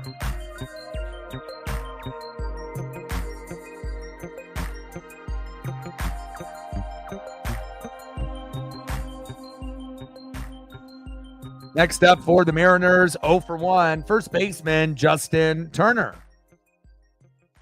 Batting second baseman 0 for 1, Jorge Polanco. And batting third, 0 for 1 with a K, right fielder Mitch Haniger. Let's go, baby. Let's try to get to 30. Let's see where we're at. Still at 20. 5 more to get to 25. 10 more to get to 20. If you haven't smashed the like button just yet, please do. It'll help us out with the algorithm and the metrics tremendously. And again, we've been able to take the next step since we've been able to get to 30 to 50 almost on every single stream. So if you are one of the 7 people that are watching that haven't done it yet, regardless if you speak English or not, or if you're across the globe, I know our global viewership is up, but if you can smash that like button for your boy, it'd be greatly appreciated. Let's go. And we're going to still shoot for 100 in the donos on every single stream. Let's go, baby.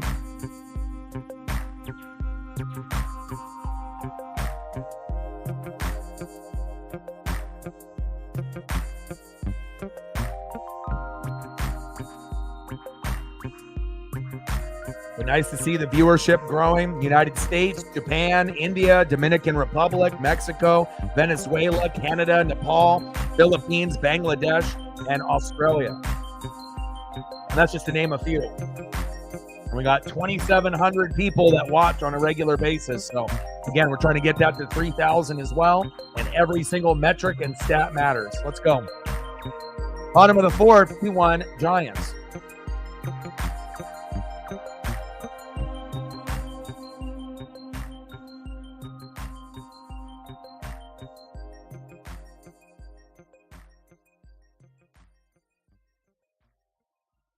First pitch to JT, takes a strike. 0-1 count.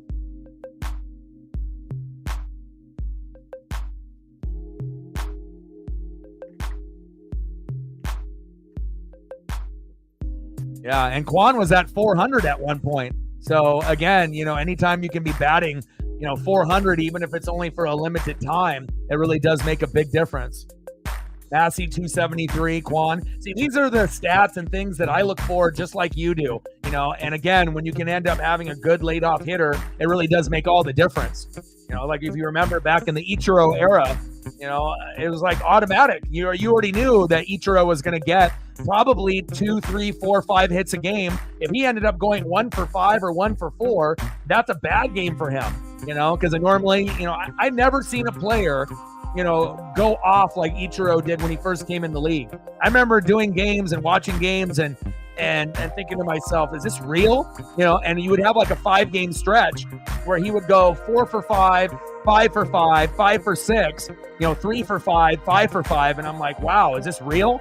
But again, it's all about that discipline in the box and keeping that routine. He saw the baseball better than almost anybody when he was playing at that time. And again, those type of players don't come around that often. Now, Robbie Ray goes to the dugout. Looks like maybe his day is done. True. It's true. 100% agree to that, too. If we can get JP, to hit as close as he can, to 280 to 300, and, he can make good plays defensively as well, and just be out there, he's got those good vibes like Eugenio Suarez, where he's like always smiling, always in a good mood. And again, holds himself accountable as well as the other players. They look to him, as a leader as well. And again, we've been able to platoon different guys in the leadoff spot, like Victor Robles and as well as Luke Raley and Demo today. But again, having JP back in the leadoff role or Victor Robles seems like the most likely solution. And hopefully it ends up working out for us here in these last 30-ish games. Yeah, Profar as well. He's awesome. You know, especially when they traded him away, you know, to Colorado, and then he ended up coming back and then ended up turning himself into an all-star. Big facts.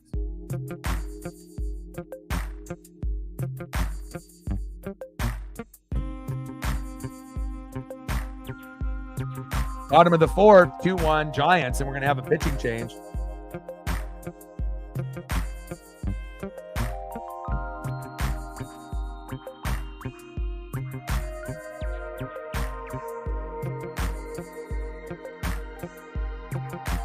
See if they have any idea who they're going to be bringing in. They haven't said anything here yet.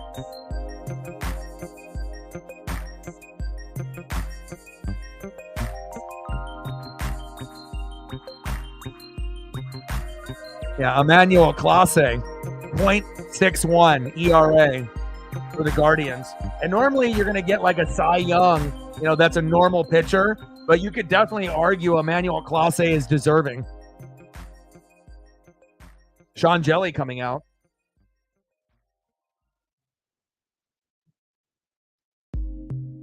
I mean, we haven't had too many closers that, you know, are that dominant. I mean, we've had like a Dennis Eckersley back in the day, Mariano Rivera, but you know, to be in this point of the season to have a ERA of 0.61 is ridiculous. And Jelly looks big out there like Randy Johnson.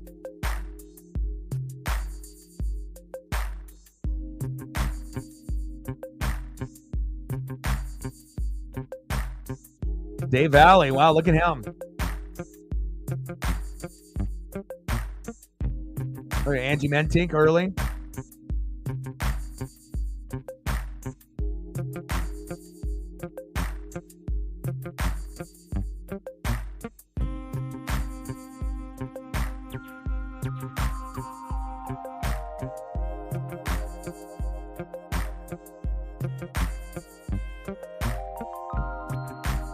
All right, bottom of the fourth, 2-1 Giants as Robbie Ray exits the game and they bring in Jelly. And hopefully we'll be able to knock him around a little bit here this afternoon. We need to get caught up.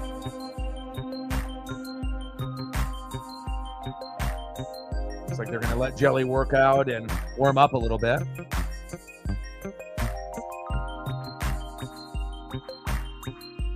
See if I can find a Jelly photo.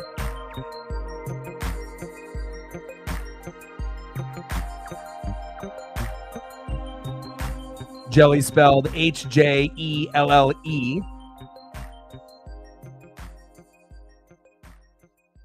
See if we get one of Sean here.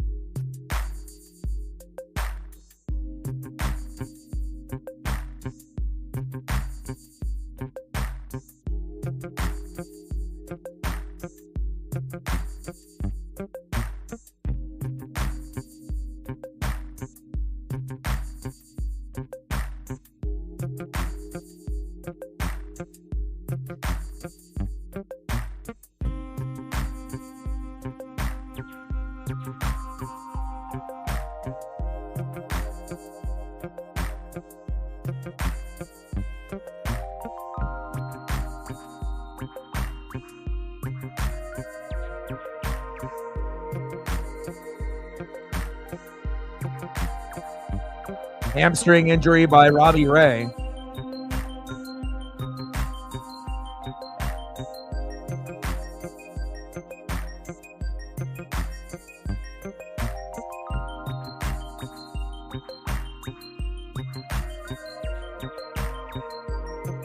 I've got a couple Sean Jellies here.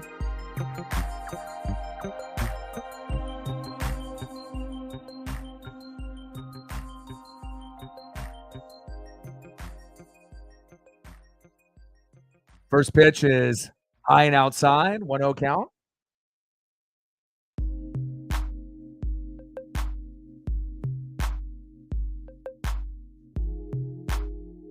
Little slow roller. There we go.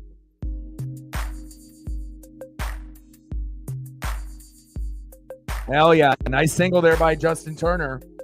It might have not been wickedly hit, but we'll take it. Even if it's a slow roll dribbler that just gets past the infield, we're going to take anything at this point. Next up, second baseman Jorge Polanco, 0 for 1. Let's make it 1 for 2. Let's go, Polo.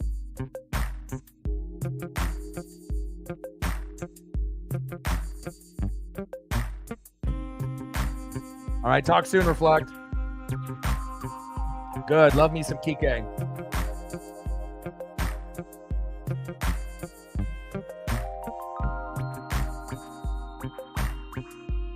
Bottom of the fourth, 2-1 Giants. Runner at first with no outs. 1-0 count from Jelly to Polanco.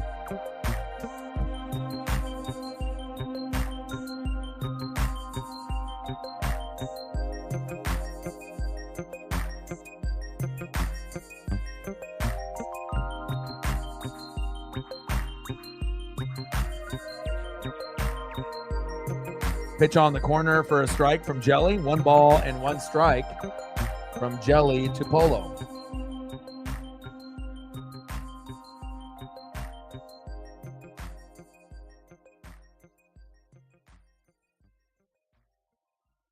One pitch. Pitch is inside. 2 balls and 1 strike.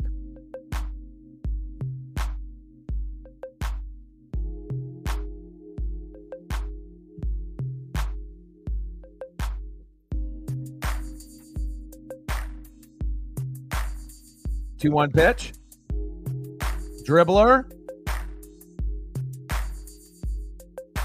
Throw to second and he's out. I don't know about that. I couldn't even see the camera angle because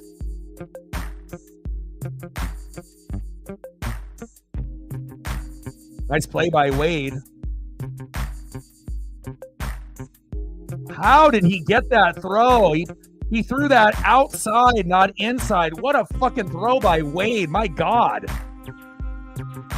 And it didn't even hit Justin Turner. That was incredible. Holy shit. Wow. Okay. Next up, Mitch Haniger. Come on, Hanny.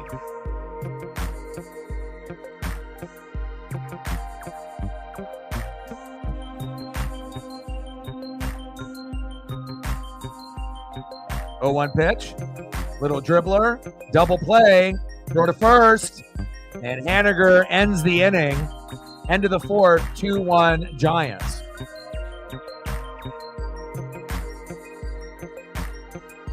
Let's go to the top of the fifth.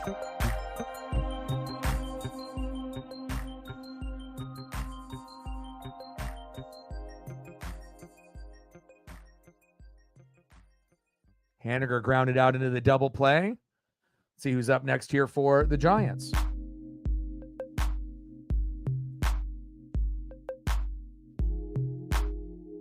Next up for the Giants, 0 for 1 right fielder Mike Yastrzemski. Batting second, 0 for 1 second baseman Thairo Estrada. And batting third, 0 for 1 center fielder Grant McCray.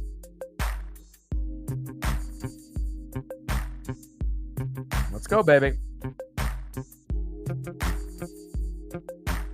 We need 3 more to get to 25, 8 more to get to 30 for the stream. If you haven't smashed the like button yet, please do. Thank you to the 2 of you that just did. Now we're at 23, 7 more to get to 30 for the stream. Thank you so much. And we're still shooting for 100 on the donos, on the dono train, and hopefully we'll get a few people to participate in that.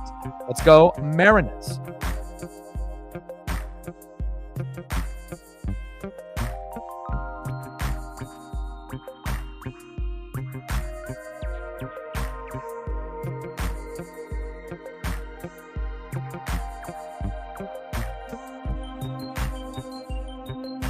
PK with the solo jack to give him the 1-0 lead. I like. course, I'm always going to support him. He was the one that gave me my first, memory, for Dodgers and Mariners and, getting a foul ball from him. And, once you get that first one, you get the itch. And then you want to try to get another one and another one, even though it's very difficult to get foul balls at baseball games or home run balls. But I'll never forget that one. My knees bled for 9 innings, but I got it. Let's go to the top of the fifth, 2-1 Giants. Brian Wu, 4 innings pitched, 2 hits, 2 runs, 1 earned run, no walks and 3 Ks. And Robbie Ray ended up having an injury and ended up leaving with his hamstring. Yastrzemski popped up. 0-2 count. Now let's look at Robbie's numbers. 3 innings pitched, 1 hit, 1 earned run, 3 walks, and 4 Ks. So it looks like it was going to be a mini pitching duel before Robbie ended up going out.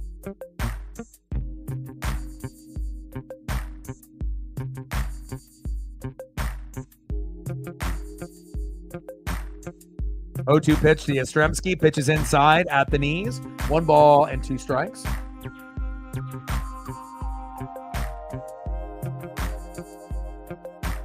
Come on, Wu.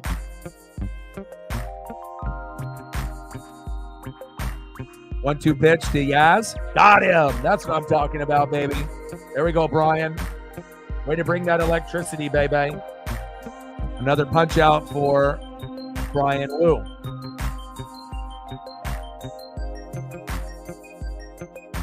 Nice job.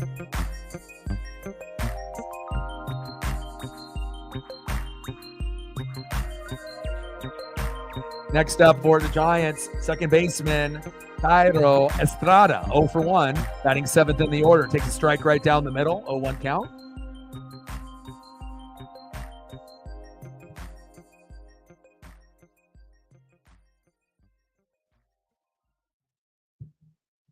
.220 average, 9 homers and 46 ribbies for Estrada here in 2024. 0-1 pitch to Wu to Estrada, crushes that one foul. Behind in the count, 0-2.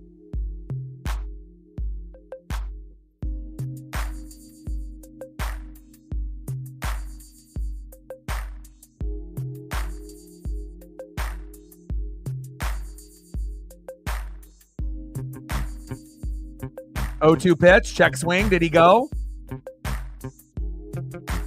There we go. Another punch out by my boy Brian Wu. There we go, baby. Love me some Brian Wu.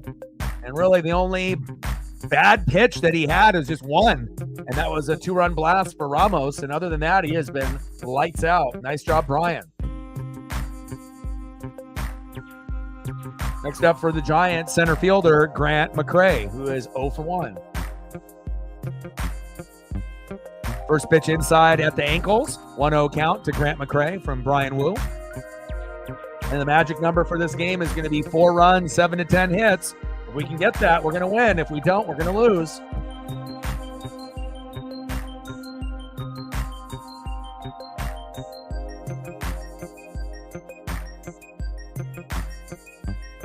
Pitches inside. 2 balls and no strikes.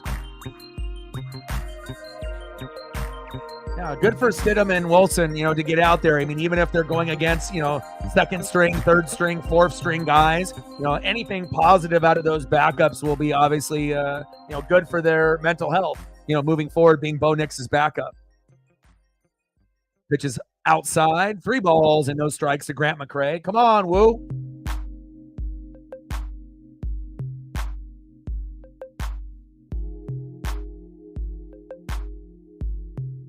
We just broke 20,400. We've been gaining a lot of subs in the last few days, and we're trying to go for the next goal of 20,500.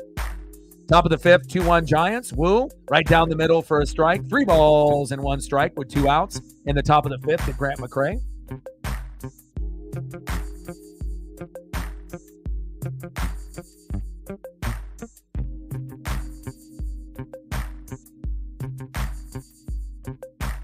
Three-one pitch. Justin Turner tries to deflect that. Goes into right field. Nice little base knock there by Grant McCray.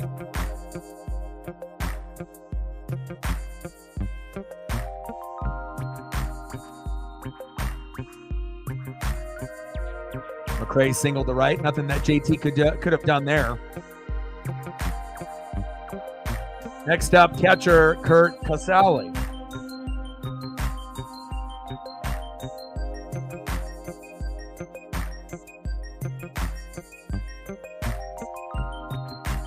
Now, I wish I had the extra money to end up paying for that pay-per-view. I can't really come to terms of spending $50 to $60, anymore. But again, I feel like, out of the 3, or 4 major pay-per-views that they have you pay on, normally they're worth the money. Obviously it's just they got to figure out how to, get it to like where, WWE is at, where it's like maybe a $5 to $10 a month, and they can have their, streaming platform where they can end up, having, Dynamite and all their other shows, and, they can have somewhere to go where it's not as expensive. But I remember being a kid back in the day and ordering pay-per-view for $50, $60, and, that's how it used to be. But, with everything on a streaming platform now, with like Hulu and Prime and Netflix and Disney Plus, I mean, everyone thought, oh, we don't have to pay for satellite or cable anymore. But then now you're paying just as much, if not more, for all these fucking streaming apps. Because it's like most people have more than one. Most people with the streaming apps have 3 or 4 or more. So, and sometimes you can only watch a particular program on that particular app, and that's how they get you. Top of the 5th, 2-1 Giants. Runner at first with 2 outs. Woo, 67 pitches in, 0-2 count to Kurt Casale. Hader is back. Nice. 0-2 pitch. Popped up. Should be an easy out here for the Mariners. There we go. Haniger is there. All right, let's go to the bottom of the 5th. 2-1 Seattle. I wish. 2-1 Giants. Come on, Seattle.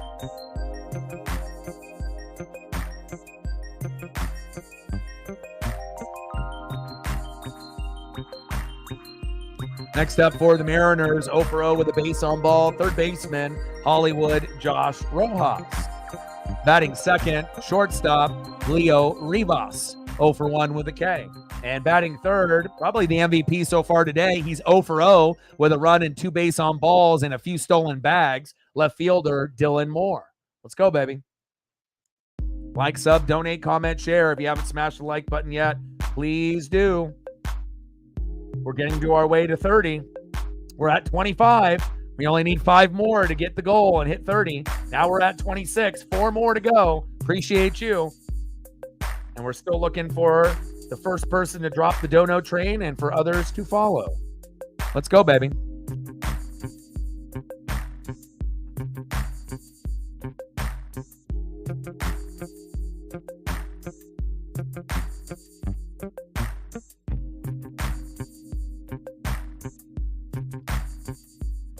Unfortunate Robbie Ray ended up having that hamstring. I was hoping that he'd go a little bit longer, but it is what it is. Hopefully he'll end up having a smooth recovery, but we need to win this game, period. It's 2-1. We already know it's been very rough, for us. We only have, 2 hits to the Giants' 3, and we have an error.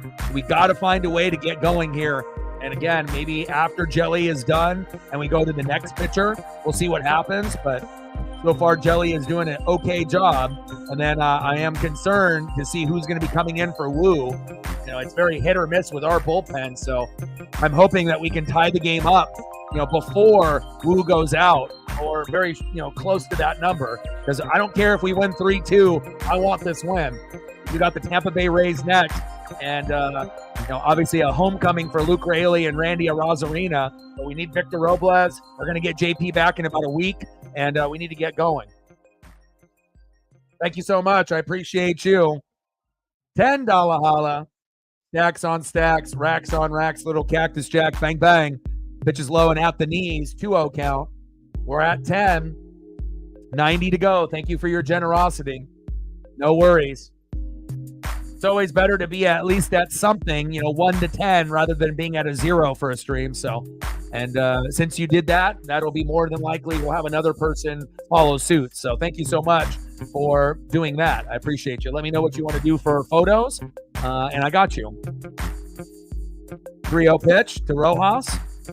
Looked like he was gonna show bunt, but then pulls back. 3 balls and 1 strike from Jelly to Rojas.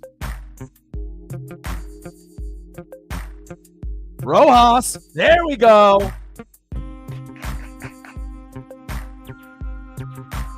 Tying run aboard. Nice hit by Hollywood Josh Rojas. And it's been hard for him in the box and defensively as of late. I like him. And again, what a way to grind out that at-bat and get that nice little infield to outfield single. Next up, shortstop, Leo Rivas. Drop the bunt down, Leo. We got no outs. Move the runner over, and maybe they make a wild throw, and we can get these guys at first and third. 0 for 1 with a strikeout in the second. Drop the bunt. Oh, he did. At least they're listening, And again, I just feel like, when you watch baseball as much as me and some of the others in the room, you can kind of predict on like what would be a good thing to do, to be able to take advantage of the other team. Sometimes the writing is on the wall, and it's just nice to see, when we come up with suggestions that they actually do that.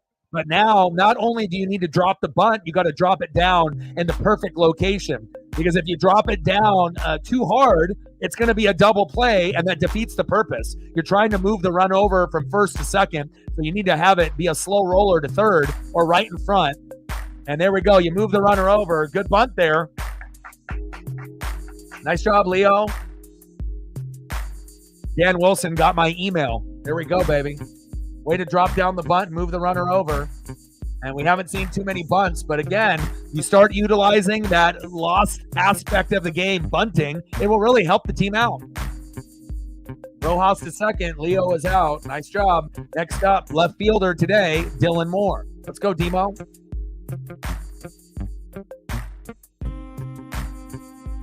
Pitch right down the middle for a strike. 0-1 count.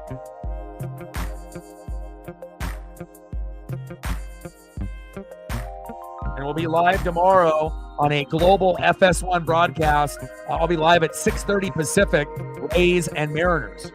Pitches outside, 1 ball and 1 strike from Jelly to Demo. Go, Dylan. Bottom of the 5th, 2-1 Giants. Runner at second with 1 out. Pitches outside, 2 balls and 1 strike. I'd love for Demo to get a walk here. Seems like Jelly is losing a little bit of his control. Come on, Mariners. Dig deep.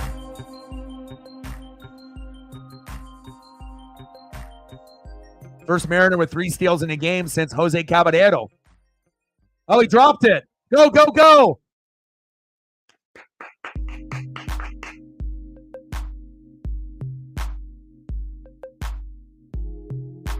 There we go. Nice job, Demo. All right, we got runners at first and third with 1 out. Don't get a double play here. Come on, Julio Rodriguez. Trident's up. This is the best case scenario. He's been close. He's due for a home run. But honestly, we'll just take an RBI single, from Julio. Just tie the game up, my guy. You don't need to get greedy. Let's go, J-Rod.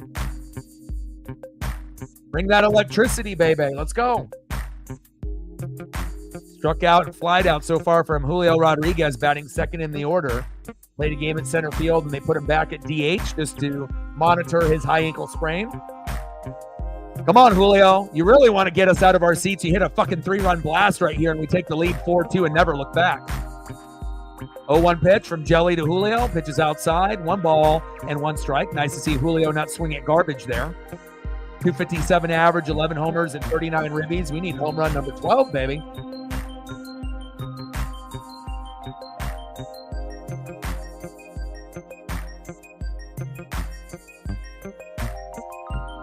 One pitch.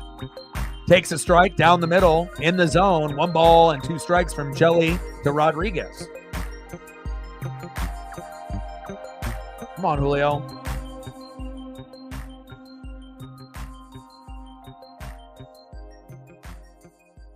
Throw to first to try to keep Demo honest. He is safe. Crowd boos.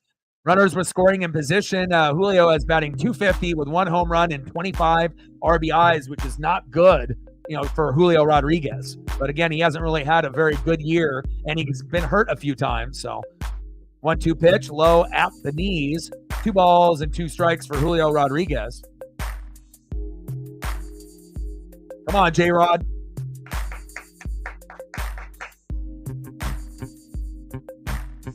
As the crowd chants, Julio.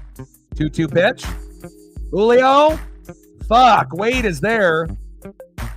Safe at first. And we bring a run home. All right, Julio, it wasn't pretty, but we'll take it. And there you go. You ended up being that runner that I knew that you could be. And for you to put off that effort and that hustle and to not get thrown out at first, you end up bringing the run home, and now the game is tied. Nice job, Julio. Good hustle. And again, you know, if he wasn't able to run that fast, you know, there's no way that we're going to end up getting that run to come home. And he definitely beats out that throw. Good job, Julio. Next up, big dumper, catcher Cal Raleigh. I think it might be time for a Cal Raleigh home run, huh? Let's go. We need one of these. We need one of these, baby. Come on, Cal. First pitch, chop behind the plate, foul, 0-1 count. Bottom of the fifth, we're tied. 2-2. Runner at first with 2 outs. Let's go. We have a chance now. Yeah, I like Ricochet over there in AEW. You know, it's a great spot for him to be able to kind of rejuvenate his career. And then when we get Will Ospreay versus Ricochet, that's going to be must-see TV. I mean, there's a lot of good matchups in AEW, but obviously when you get a high flyer and another high flyer, it's going to be amazing. Let's go, M's. Bottom of the fifth, 2-2 Giants and Mariners. Cal pops it up. Go foul. And that one goes foul. Wish I could have got that foul ball. Runner at first with 2 outs. 1-2 count from Jelly to Raleigh.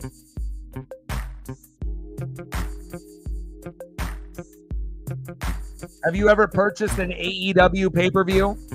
Sarah, have you ever bought one before? Or are you just checking out, obviously, the highlights and the updates on Instagram and Twitter/X, which they'll be putting out a lot of those.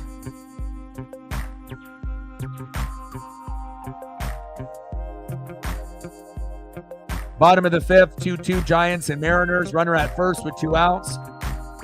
Jelly, 28 pitches in. 1-2 pitch to Big Dumper. Got him. Nice punch out. All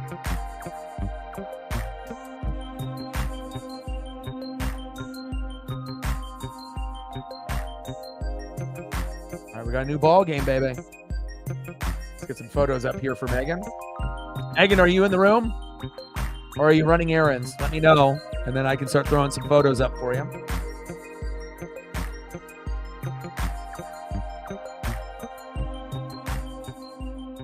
Next up for the Giants, leading off, 0 for 2 with a run, shortstop Tyler Fitzgerald. Batting second, 0 for 2 with a K, first baseman Lamont Wade Jr., who reminds me of J.P. Crawford. And batting 3, 2 for 2 with a run and a 2-run blast, 2 RBIs, Elliot Ramos. Anything specific that you want to see? You want regulars? You want Seahawks? You want Kraken? Anything specific that you want to see for your love and appreciation with your dono to the channel?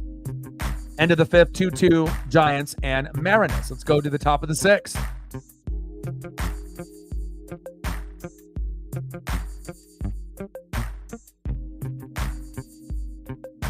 Okay.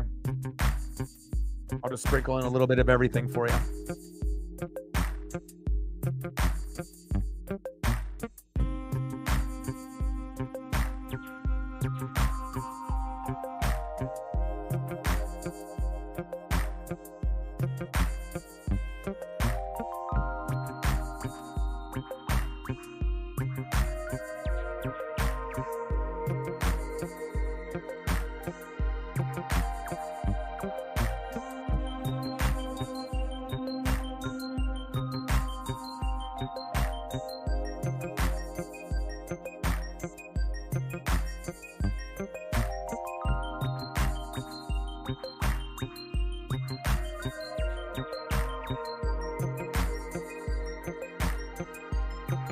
Top of the sixth, 2-2. Woo still on the mound to Tyler Fitzgerald. Big swing and a miss. 0-1 count. Appreciate you.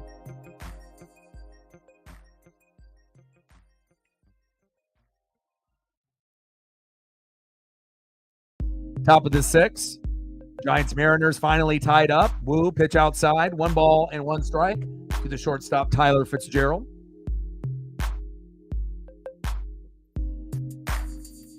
Yeah, we're not going to get 2 home runs out of Cal late, but we might be able to get 1, based off, what inning it is right now. We might not get any, but regardless if Cal hits 1 or 2 or he ends up getting a good RBI single, whatever it is, we just need a couple more guys to step up. And if that means we win 3-2 or 4-2 or 4-3, so be it.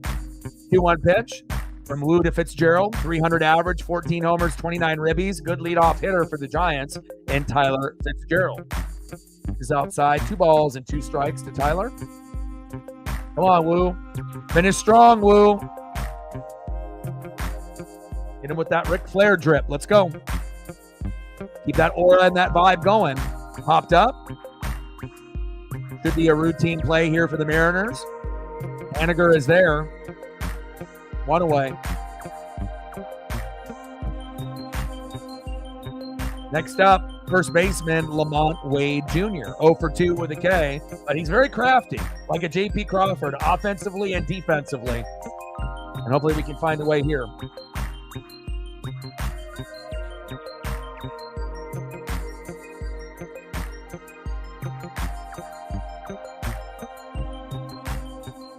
That one shot behind the plate foul. 0-1 count. 278 average, 5 homers, and 22 ribbies for Lamont Wade Jr. Yeah. I mean, obviously, we already know that Julio and Cal are going to be like the 2 biggest names, but slicing foul by Lamont Wade Jr. Great catch by that fan there in the 5th row as he gets hugs from his friends and family there. Always good when you can have a Giant fan get a giant foul ball.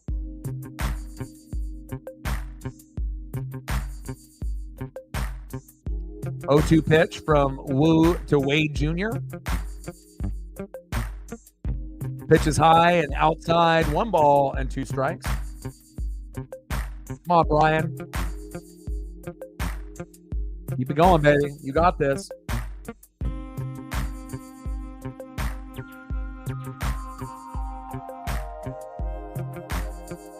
(1-2) pitch to Wade.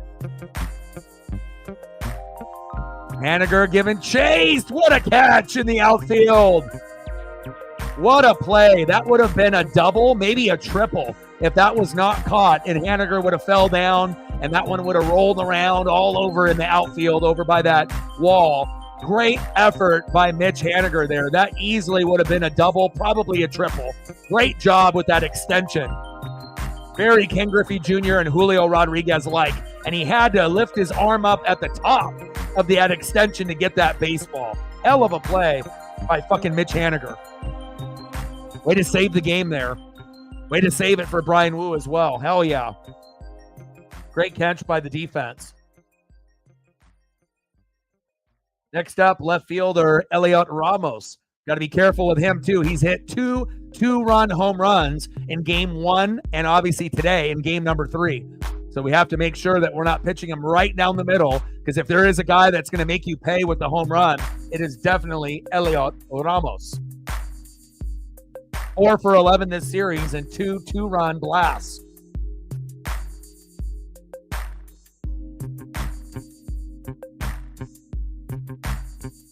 Well, Kadarius Toney's ass. He's not good. I mean, if you watched football last year, you saw exactly what he was, on the Chiefs.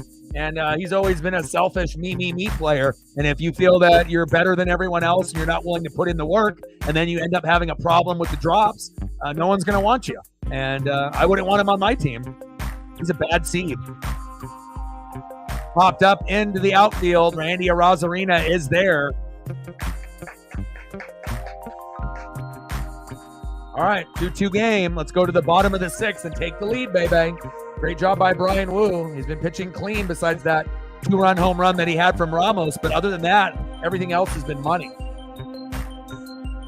Let's see who's up next here for Seattle.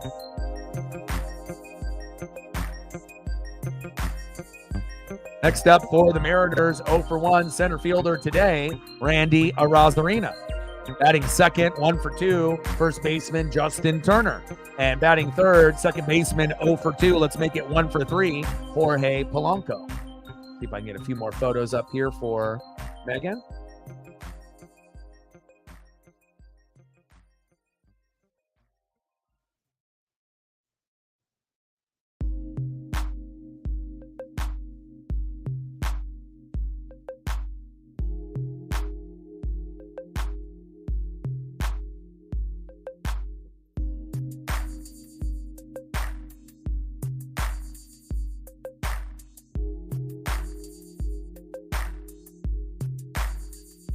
Going to the bottom of the 6th, and we're tied up at 2.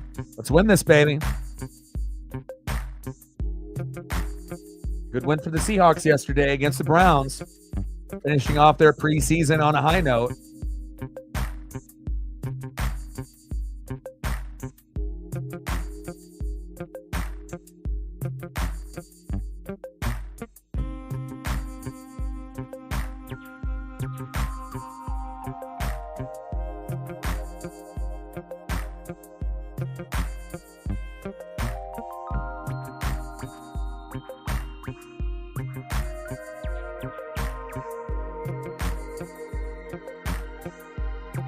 Appreciate you.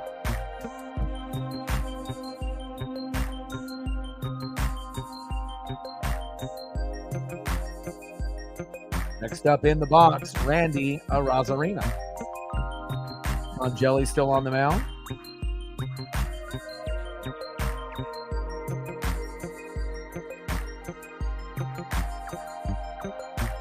Go, Randy. 0-2 pitch from Jelly to Randy. Pitches outside, 1 ball and 2 strikes. And Randy really hasn't been that good defensively or offensively in the box, in the last few games. But hopefully that'll turn around, especially when you're going to have your revenge tour with him and Luke Raley. And the same thing goes for Jose Caballero, the former Mariner that is on the Rays now. So I would assume Jose Caballero, Randy, and Luke will all have pretty good games against their former teams starting tomorrow. Randy chops that one foul. 2 balls and 2 strikes from Jelly to Arozarena.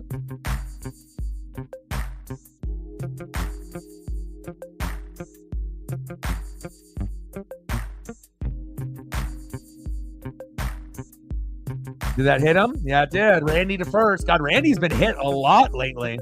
On purpose or not on purpose. I don't know what's going on. Maybe he's taking over for Ty France being the most hit player on the Mariners. Yeah, but it also helps Captain Oreo when the defense was actually better than the offense. Normally it's the Kansas City offense is top 5 and the defense is like, top 15, top 20. But then it was flip-flop last year where the Kansas City offense was like top 15 and the defense was top 5. And then towards the end of the year in the playoffs, they were top 2, top 3. So if you end up having a top 2, top 3, defense, and then you have Mahomes and Kelsey, eventually things are going to go well with him and Andy Reid. So I can easily believe that they won the Super Bowl. If you got a good defense with Chris Jones, you got Andy Reid, you got Kelsey, you got Mahomes, you're going to be the favored team every year with those guys playing on that side of the ball. Until those guys end up getting split up. Once the big 3 get split up, Andy Reid, Patrick Mahomes, Travis Kelsey, that might be finally when maybe Kansas City isn't as good as they are right now. But it looks like for the foreseeable future, they're still going to be the team that we assume is going to get to the Super Bowl, just like when Tom Brady, Gronk, and Belichick were on New England. They may not win it, but we assume that they're going to get there. Bottom of the 6th, 2-2 Giants and Mariners. Runner at first with no outs. 1-2 pitch from Jelly to Turner. There we go. JT right up the middle, baby.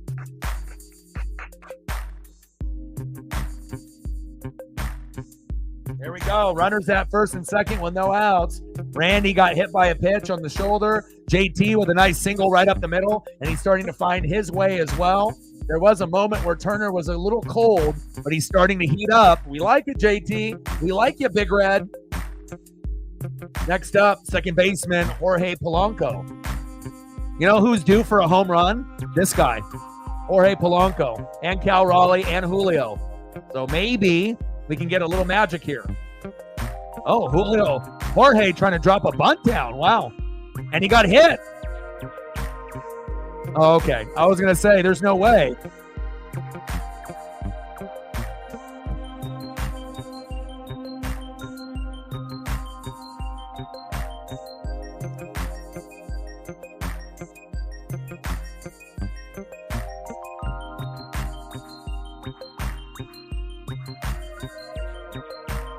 Oh, it hit him right on the ankle. Bases loaded, baby. Polo showing bunt and gets hit in the ankle, but nothing serious. Now we got bases loaded with no outs, baby. Next up, Mitch Haniger. Let's go. I don't expect a grand salami, but let's go, baby. Time to take advantage and win this game now. Let's go, Hanny.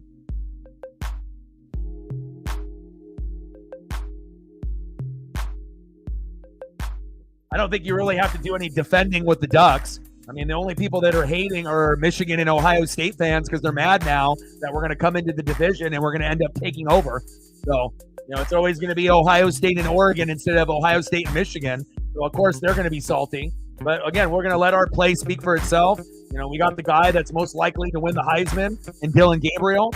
We're probably going to go 10-1 or 11-0, and we just got to see if we can end up winning the Natty in the next 5 years. If Lanning is there, we should win at least one and make at least 2 appearances. But we're going to have to get past Georgia, Texas, or Ohio State to be able to win it all, and that's not going to be an easy feat. So, but we got offense, we got defense, we got a great coach, And as far as the Broncos are concerned, you're not going to be a great team.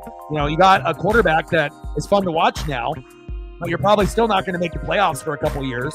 You still got a lot of holes in the team, but at least, for Bronco fans, you got a quarterback that is fun to watch now. Might end up being the best quarterback, besides Caleb Williams, as far as this year is concerned. We got to wait on Michael Penix Jr., Drake May on New England. We'll have up and downs, and J.J. McCarthy is injured. There we go, baby. 3-2 Mariners. Let's go.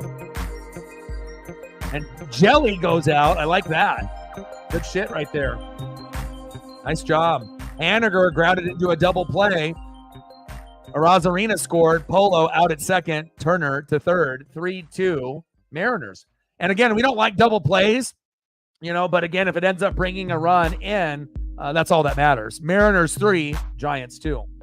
Next up, Hollywood, Josh Rojas. 1 for 1 with a run and a base on ball. Let's go, Hollywood. Bring some electricity. And if we're lucky, he'll get an RBI single, and then the game will be 4-2 Mariners, and that's exactly where we want to be. Remember the time in the building. What's good? Let's go Mariners.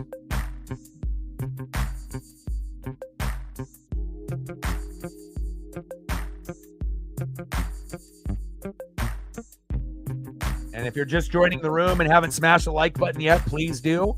We only need 5 more likes to hit the goals for this particular stream. So we want to get somewhere between 30 and 50. We're at 26. We only need 4 more to go, and then we're there. We are in the bottom of the 6th inning. So 4 more likes within 3 more innings. We should be able to get that. And we're at 10, 90 to go on the Dono goal. Let's see who they're bringing in for another pitcher here. I believe it's Rogers. Yep, Rogers is coming in. So they went from Robbie Ray to Sean Jelly to Taylor Rogers, and he's a lefty. So we'll see what we get here out of Rogers. And with his delivery, it might be a little tough, but hopefully we can find a way.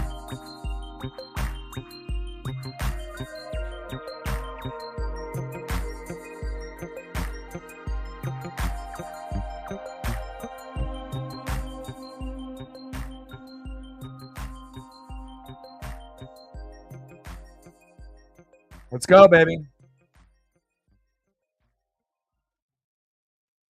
53 games, 2.52 ERA, 57 Ks to 16 walks. Pitch out of the zone, but called strike. 0-1 count to Rojas. No, we're not going to play Alabama. Alabama's not good enough, more than likely, this year. I mean, Alabama and Michigan will be good, but again, if you don't have Nick Saban and you don't have, Harbaugh, you're not going to be as good. No disrespect to the new coaches that are there, but they're not on the same level as like Ryan Day or Sarkisian or Dan Lanning, or Kirby Smart, and as well as recruiting. If you don't got Saban there, why would you go to Alabama, when you can go somewhere else? Same thing goes with Michigan, unless you have ties there. There's still going to be 2 top 10 teams, and you think Alabama are still going to be 2 of the top 8, but they go from being in the top 4, now in the top 8. There we go. Nice RBI single by Hollywood Josh Rojas. You ask and you shall receive. There we go. 4-2 Mariners. Hell yeah. There we go. Make that new pitcher pay. Next up, shortstop, Leo Rivas. And like I said at the beginning of the broadcast, the magic number, 4 runs, 7 to 10 hits, and we got it, baby. Let's go. We're not at the hit number yet, but we're 1 hit away.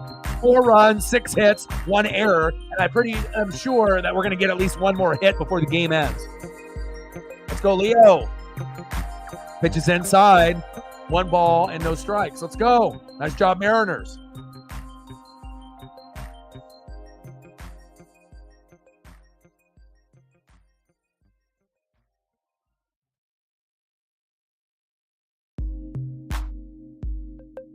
Pitches inside. 2 balls and no strikes. Happy birthday. Bottom of the 6th, 4-2 Mariners. Runner at first with 2 outs. 2-0 count from Rogers to Rivas. Throw to first. All right, they force out to second. Good inning for the Mariners there on the fielder's choice. Runner out. We take a 2-run lead, and that's exactly what we need. Good job, Mariners. End of the 6th, and I don't know if we're going to see Brian Wu out there. What's his pitch count? He's at 81. So, yeah, let's bring Brian Wu out for 1 more inning. 6 innings pitched, 3 hits, 1 earned run, 0 walks. Impressive. Okay? 5 Ks, 81 pitches in. So even if he ends up having, a so-so inning and he gets to 100, that's still okay. But he might be able to get out of the inning with 90 to 95 pitches. So I would say bring him back out for 1 more inning, and that way we don't have to worry about a bullpen guy fucking it up and losing this 2-run lead that we just got. So hopefully Dan Wilson will say the same, because we've also seen where Scott Service will pull him in this particular situation. Hopefully Dan is smarter and will keep him in. I would keep him in. He hasn't really slowed down just yet, and he only had 1 bad pitch all game. The 2-run homer early on to Ramos, that's it. So, and he's got no walks, so it's not like the guy's got 5 walks and he's already at 90 pitches. Let him roll. Let him cook. Let's go.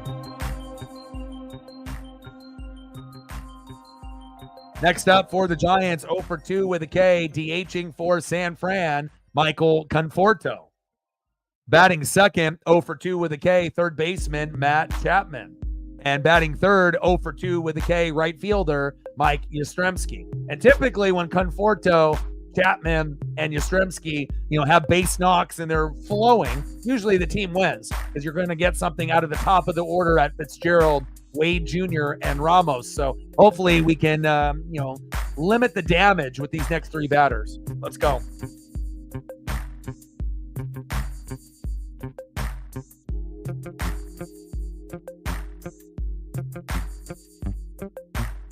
Yeah, I think Oregon this year is good enough to beat Texas. I really feel the only team that I feel Ohio State and Georgia are the 2 best teams. Oregon is 3rd, Texas is 4th. But I think if Oregon and Texas matched up head to head, let's say we played 3 times, I think Oregon could win 2 and Texas would win 1. So it's like I don't think Texas is bad. I think they could definitely beat Oregon. But I think that if we're looking at the players, the recruits, who we have at quarterback, I feel that, we're slightly better than Texas. And I honestly think we match up very well to Ohio State. Really, the only team that might be really, really tough, I think, is Georgia. But again, I feel based on how the season goes, we'll see. But if it ends up being Georgia and Oregon and the Natty, we might lose. We might have to go to a couple Natties before we win. But eventually, we're going to have to beat Georgia, Ohio State, Texas, Michigan, Alabama to win it all, at some point or another. So, Conforto, Brian Wu, see you later. Nice punch out by Brian Wu. But like I said, and I honestly feel that we're better than Ohio State, even though I think they're very, very good. Really, the only team that might have our number might be just Georgia. And I respect Ohio State. I respect Texas. But again, there's a reason why we're number 3. And we have the number 1 quarterback that more than likely will win the Heisman in Dylan Gabriel. And again, we'll see how it goes throughout the season. Hopefully there's no injuries there. Next up is Matt Chapman. but we'll see where it goes. But I definitely think that Oregon can beat Ohio State at Autzen this year. We beat them on the road with no Kayvon Thibodeau a couple years ago.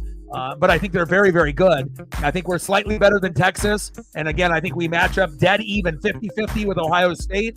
And if I had to be honest, I think if we did Georgia, Oregon, I would say Georgia 60%, Oregon 40. So it's like if we played 3 times against Georgia, we would win 1 and they would win 2. But we just have to see on how we progress as the year goes on. But those are definitely the 4 best teams, going into the year.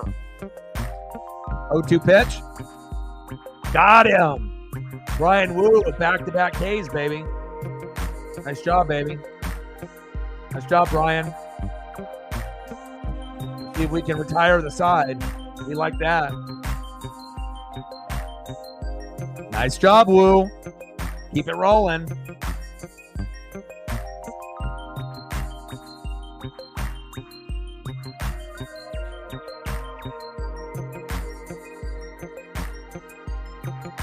Next up is right fielder Mike Yastrzemski. Pitches outside, 1-0 count.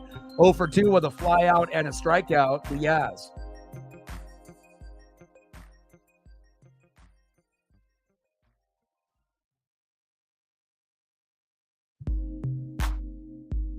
One-0 pitch. Pitches inside at the knees. 2 balls and no strikes to Mike Yastrzemski. Top of the 7th, 4-2 Mariners.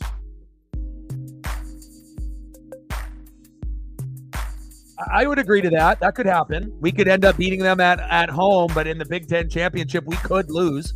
But we could also win that game too. The recruiting is very even with Georgia, Ohio State, and Oregon. So if you actually look at the transfers and the 5 stars and the 4 stars and the 3 stars, those 3 teams match up very, very well. And Texas is just slightly behind, and that's why they're ranked 4th and not ahead of us. But again, Texas and Oregon took the spot of Alabama and Michigan, based off those coaches moving on and our recruiting getting better. And again, if you can have your head coach there for a long extended period of time, then the recruiting trail will keep continuing to flow for your team. Sarkisian, Texas, Lanning, Oregon, Kirby Smart, Georgia, Ryan Day, Ohio State, And again, you're getting new coaches with Michigan and Bama, so they're still going to be probably pretty good. But again, it's going to be hard to replace Jim Harbaugh and fucking Nick Saban. Let's be honest; those are guys that are not easy to replace, regardless on who takes the job. Top of the 7th, 4-2 Seattle. But I really feel this is the best chance Oregon has had to win a natty ever. We're gonna get there. 1 or 2 times with Lanning. We just got to make sure that we win at least 1. Yastrzemski with a base knock into right field with 2 outs. Nice single to right by Yastrzemski. And it'll be huge once Oregon ends up winning the Natty, because once we win the Natty, then we're going to get more recruits to come through, and we can start building a little mini dynasty.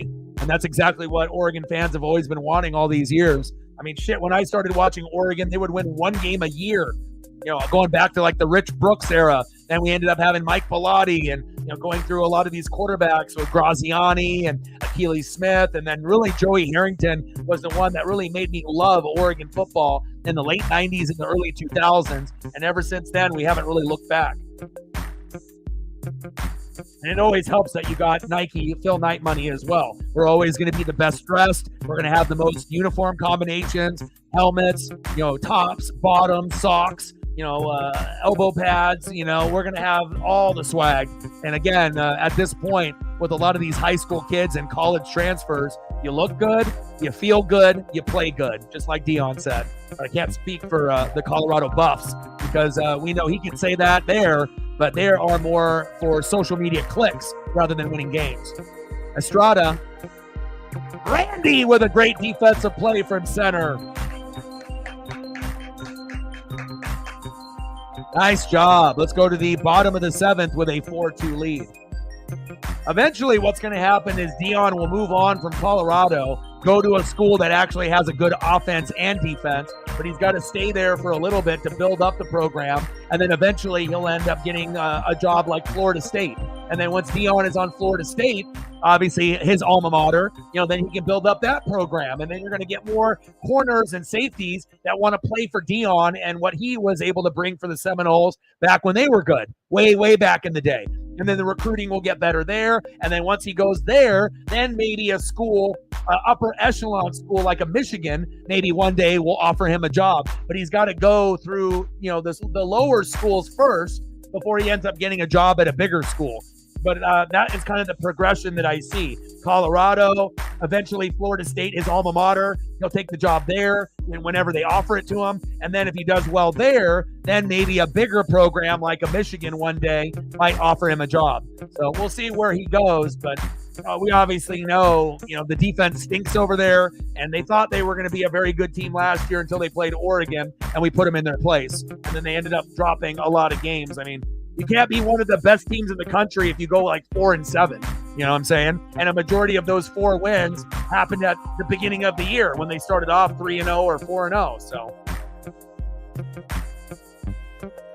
I mean, I wish the best success for Dion in Colorado there and Shedeur Sanders and Travis Hunter.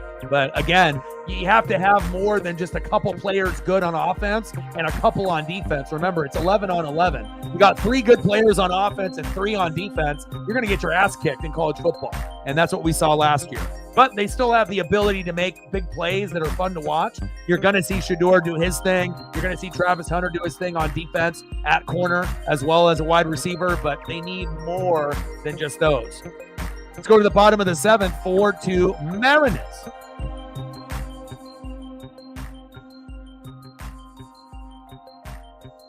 Next up for the Mariners, 1-for-1 with a run and 2 base on balls. The MVP so far today, Dylan Moore.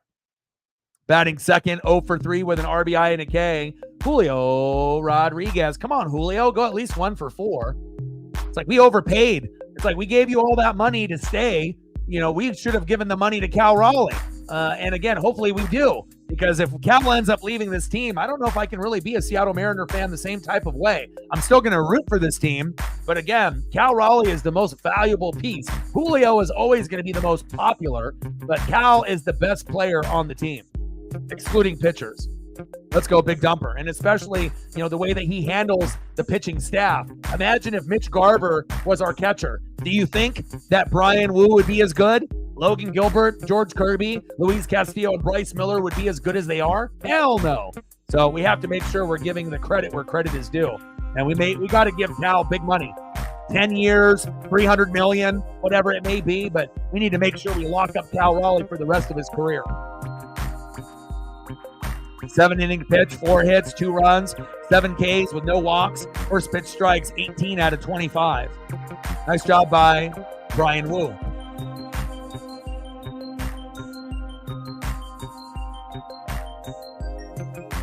Vamos, vamos, Mariners. Let's go. Anna's loving it from Mexico. Bottom of the 7th, 4-2 Seattle. 1-for-1 with a single, 2 base on balls, 3 stolen bases and a run. What a day. And the last time that we ended up having a Mariner steal 3 bags was Jose Caballero.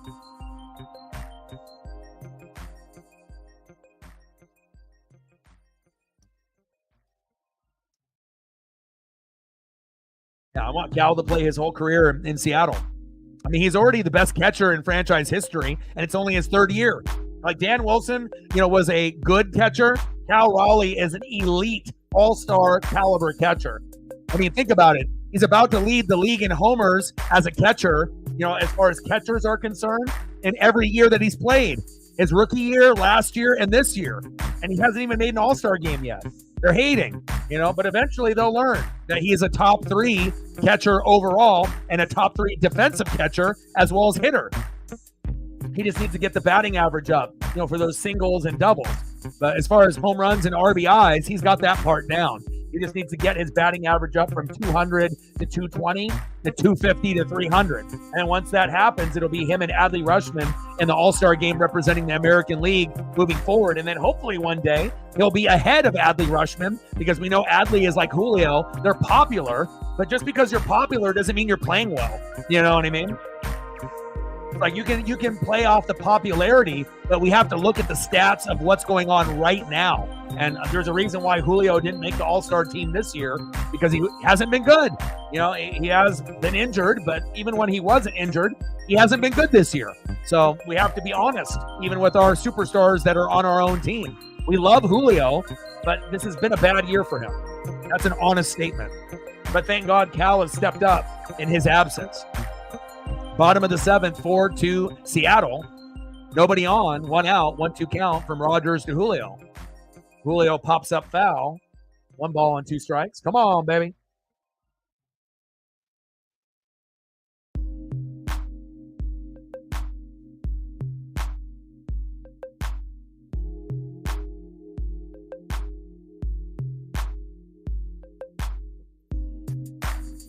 Seattle Mariner fans got good hands, baby. Jacob in the building. What's good? Nice. Congratulations beating the Rangers. Or you could have been like that Oakland A's fan that went viral a couple days ago that ended up catching 3 foul balls. Count them, 3. First one, used his glove. Second one, it was a little messy, but he got it. And the third one, he jumped for it and got it. A little bit of luck and a little bit of skill. What a day for that fan. Julio pops up and goes 0 for 4. What's new? And again, when Julio ends up playing at DH, I don't like it. I need to have him out in center field. And hopefully that's where he'll be when the Tampa Bay Rays series. Next up, big dumper, catcher Cal Raleigh. Let's go, Cal.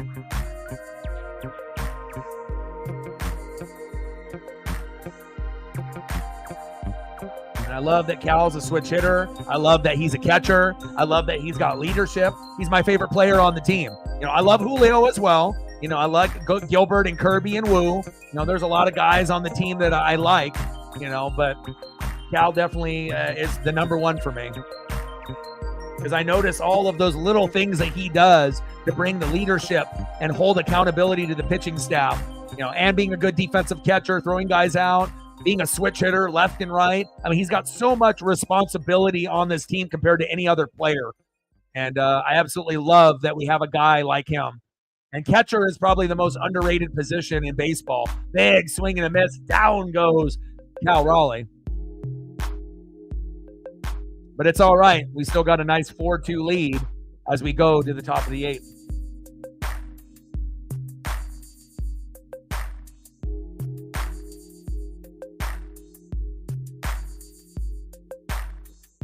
Let's see who's up next here for the Giants.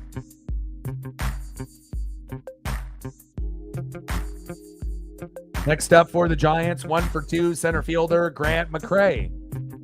Batting second in the 9-hole, former Mariner catcher Kurt Casale, 0 for 2. And batting third, we're back at the top of the order, 0 for 3 with a run, shortstop Tyler Fitzgerald. Let's go Mariners. Like, sub, donate, comment, share. If you haven't smashed the like button yet, please do. Let's see where we're at. All right, we're 4 likes away from getting to the goal to hit 30. Now we're 3. If you haven't smashed the like button yet, please do. 3 more, and then we don't got to worry about the likes on the stream for the rest of the night. 3 more to hit the goal to hit 30. If you haven't smashed the like button yet, please do. And we're at 10 on the dono train, 90 to go. Let's go, baby. I know some of y'all got backup accounts. Let's get it.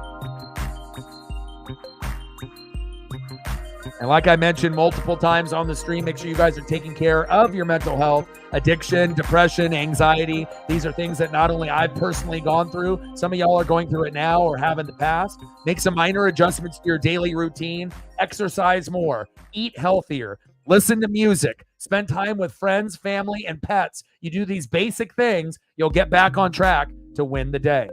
Let's go Mariners. We sure do. The Mariners. Yeah, we got to beat the Rays. We got to beat the Angels. You know, we got to do whatever we can do in our own power to try to, you know, make the wild card. And it's not going to be easy. But we can only control what we can do. The Seattle Mariners.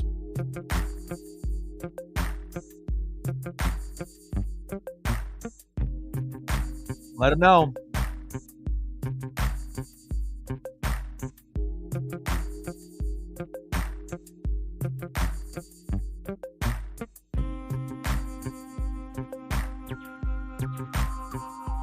Colin Snyder coming into the game. Broncos 17, Cardinals 3, Titans 30, Saints 27, a final. And then the last preseason game of 2024 will be the Patriots and the Commanders. I don't know if anyone will be watching that besides Patriot and Commander fans unless you're bored. But who knows? Maybe I'll even turn on the tube a little bit for that matchup. Now, if I was going to end up getting Jaden Daniels playing, I highly doubt he'll be playing. But if I was going to get Jaden Daniels and Drake May instead of Bailey Zappi and Driscoll, yeah, I'd be watching a little bit. But I highly doubt those guys are playing.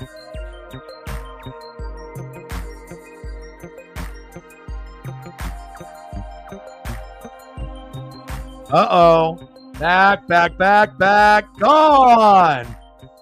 Wow. Unbelievable. Grant McCray with a solo dinger to make it 4-3. Jesus Christ. Come on, Colin Snyder, you bum. What was that?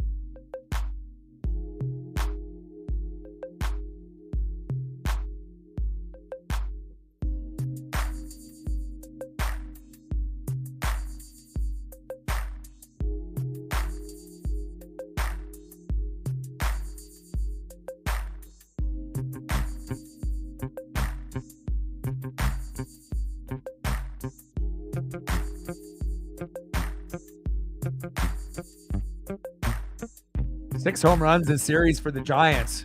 That doesn't make me feel good. Pitch inside, almost hit Canha. Top of the 8th, 4-3 Mariners.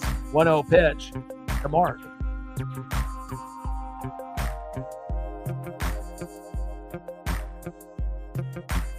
Pitch is outside, but called strike. 1-1 count.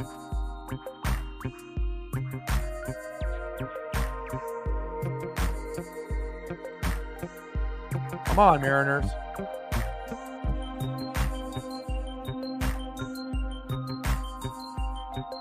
Two balls and one strike to Mark Hanna.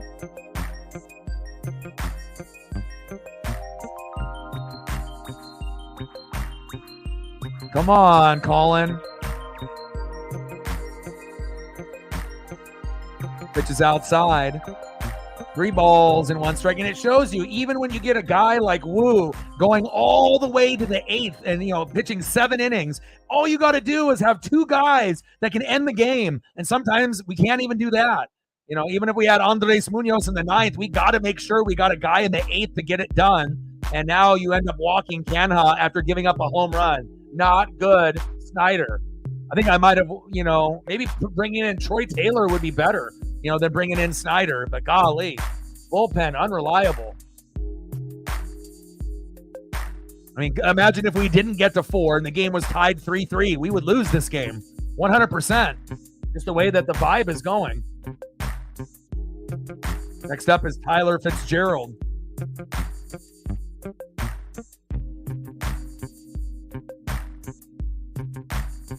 Fucking A, Colin. Let's go. Do something, Colin. Pitch is outside. 1 ball and 1 strike. It almost feels like I'm watching Taylor Saucedo, where he's just all over the place. Wide left, wide right, wide outside, wide inside. Ball. Fuck that. Come on. 1-1 pitch. There you go. That was a good one. Big swing and a miss for Tyler Fitzgerald. 1 ball and 2 strikes. Get it together, Snyder.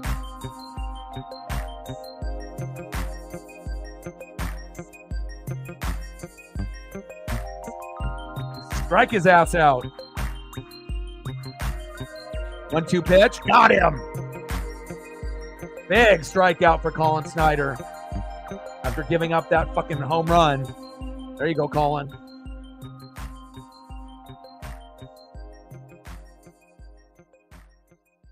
Next up for the Giants, first baseman Lamont Wade Jr. 0 for 3 with a K. Let's make it 0 for 4.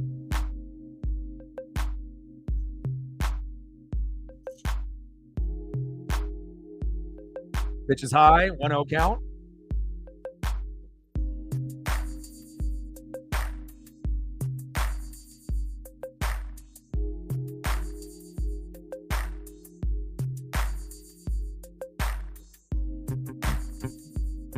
One 0 pitch. Pitch is high, 2 balls and no strikes. We need a double play, baby. 3 for 10 this series for Lamont Wade Jr.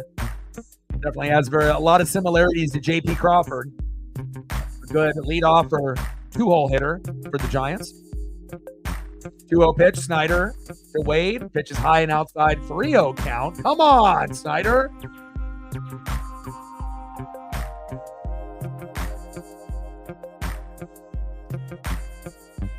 We got Munoz possibly having to come in.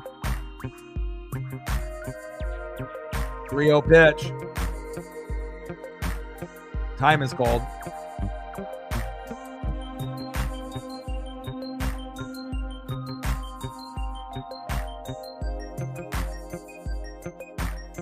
Austin both in there, but I don't want both coming in.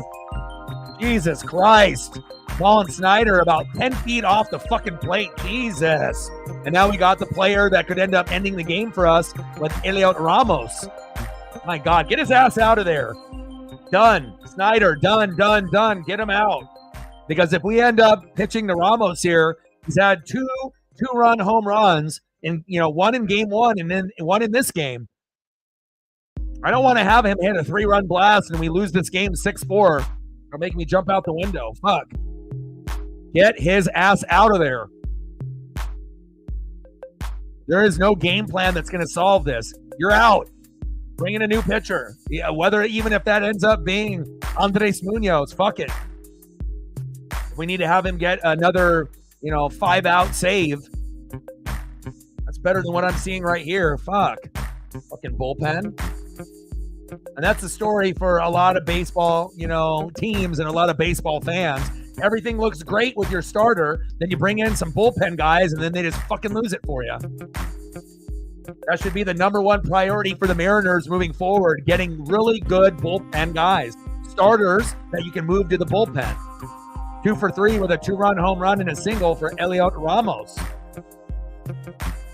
Big swing and a miss. Ramos going for the home run right out of the gates. 0-1 count. Top of the 8th, 4-3 Mariners. Runners at first and second. And this is a very ballsy call by keeping Snyder in. I don't know if I like this, Dan Wilson. Don't be like Scott Service and be dumb. Wow. Pitch outside. That was a ball called strike. We got lucky. 0-2 count. Come on, Mariners. Come on, Snyder. Dig deep. Don't be a bum. Strike his ass out. 0-2 pitch. Got him. Good shit. There we go. Way not to blow it for us. There we go. Nice job, Bubba. You look like shit, but then you ended up getting out of it. Now, runners at first and second with 2 outs. 1 more out. Big out incoming.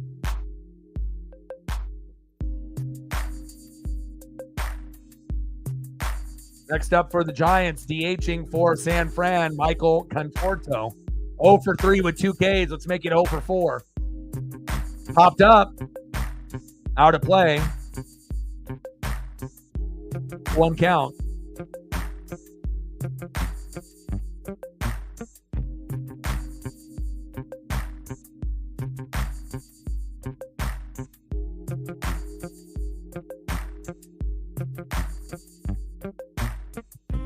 Oh, 1 pitch. Did he go? Yes, he did. Behind in the count, 0-2. And Michael is only 1 for 11 this series, about to be 1 for 12. Let's go. Let's go. Everyone standing here in Seattle. Let's go. Come on, baby. Top of the 8th, 4-3 Mariners. Runners at first and second with 2 outs. 0-2 pitch from Snyder to Conforto. Pitch is high, 1 ball and 2 strikes.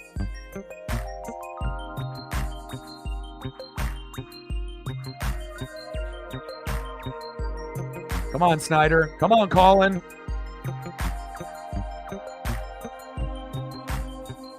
One-two pitch. Pitch is low at the knees. 2 balls and 2 strikes. Come on, Colin.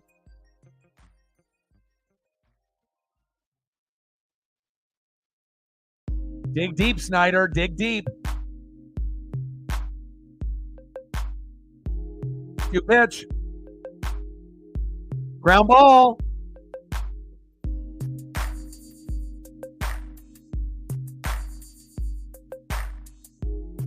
There we go. Way to get out of it, Snyder. There we go. Let's go to the top of the ninth, or the bottom of the eighth, excuse me. 4-3 Seattle. Ooh, man, oh man, oh man, oh man. That made me nervous. Let's see if we can get some insurance and we can get one more run to make it 5-3. I don't know if we're going to get it, but the final score more than likely will be 4-3. But if we can get one more run for insurance, that might end up putting the nail in the coffin. See who's up next year for the Mariners. Next up for Seattle, 0-for-1 with a run, center fielder Randy Arozarena, and he's been hit by a pitch twice in this matchup. Batting second, good game today for JT, 2-for-3 with a run, first baseman Justin Turner. And batting third, 0-for-2, second baseman, an individual that is overdue for a big RBI or home run, Jorge Polanco. Let's go, baby. Let's make it happen, Captain. 4-3 Mariners. Let's go. We ended up hitting the goal on the likes. Where are we at now? I think we're at 31. We're at 32. There we go. 8 more to go to get to 40. If you are in the room and haven't smashed the like button yet, please do. Help us try to get to 35 or 40 before the game ends. Appreciate y'all. Let's go to the bottom of the 8th. 4-3 Mariners. They're still going to have Rogers on the mound, and I don't mind. Hopefully we can find a way to get a little bit more, and we can get this dub. And we got Andres Munoz that'll be coming in for us in the top of the 9th, and hopefully he'll be able to go 1, 2, 3, and the game will be over.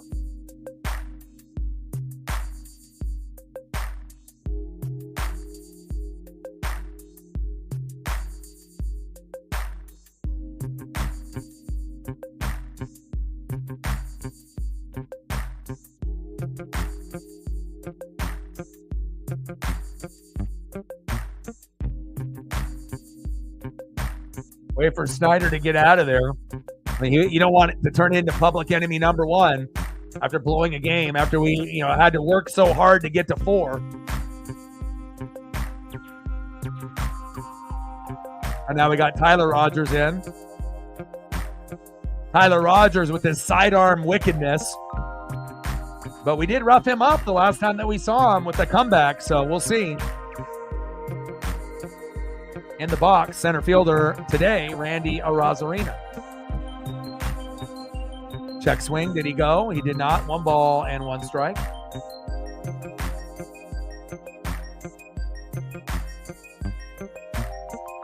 Come on, Randy. 1-1 pitch from Rogers to Randy. Bloop, bloop, bloop. Yes. Yeah, baby. Hell yeah.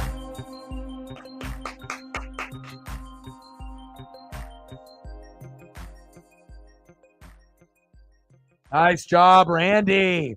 Way to bring that electricity, baby. Let's go. Hell yeah. Sidearm thrower also. Next up, first baseman, JT, Justin Turner. And this is one of his better games. He's 2-for-3 today. Let's make it 3-for-4, baby. Runner goes. Randy, safe.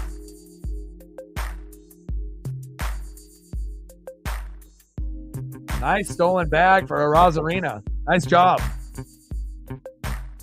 Okay, Mariners staying aggressive. And if you notice, we don't really steal bags like this. We have to be a little bit more aggressive. And you can already tell Dan Wilson and Edgar Martinez are really helping out on those little pieces of strategy. Bunting, stealing bags, getting the runners over. These are important things that you need to do that Scott Service just wasn't doing. And we were losing a lot of those games with his dumb decision-making. Pulling a pitcher too early, keeping a guy in too long, having the wrong pinch runner, the wrong pinch hitter. We're starting to, work at every at-bat, trying to get the most. And the one thing that Edgar was explaining is that you can't swing the same way on a 3-0, when you're going to be at like a 2-0 pitch. You're going to be looking at a different look, And again, when it's 3-2, it's going to be different than 3-0 and 2-1 and 2-2. Make the most out of every at-bat. And you're starting to see the Mariners work a little bit harder. And again, I'm really happy that we moved on from Scott Service. Jerry DiPoto, you're next. Bottom of the 8th, 4-3 Mariners. Runner at second with no outs. Randy Arozarena there at second. Rogers, the sidearm thrower, 7 pitches in, 1-2 pitch to Justin Turner, and he steps off the mound. Lauren in the building. Appreciate that. It's that magic number, bro. You know, I'm all about stats and analytics. 4 runs, 7 to 10 hits. When we hit that number, we win 90 to 95% of the time. But when we don't, and we get 1 to 3 runs, you're going to win like 4 times and lose like 40. So, and that's what has happened with the Mariners. So, again, if we can just get to that magic number, you know, and 4 isn't really a lot. It's not like we have to get 8 runs to win every game. Oh, line drive. Man, JT has been robbed. Wow. 2 hard hit baseballs that are robbed by Lamont Wade Jr. Wow. JT could have went 4 for 4 today. Right to him, too. Next up, second baseman, 0 for 2, Jorge Polanco. Let's go, Polo. This would be a great time for an unexpected 2-run blast. Trident's up. Polo popped up behind the plate. Foul, 0-1 count. Thank you so much, Lauren. Appreciate you.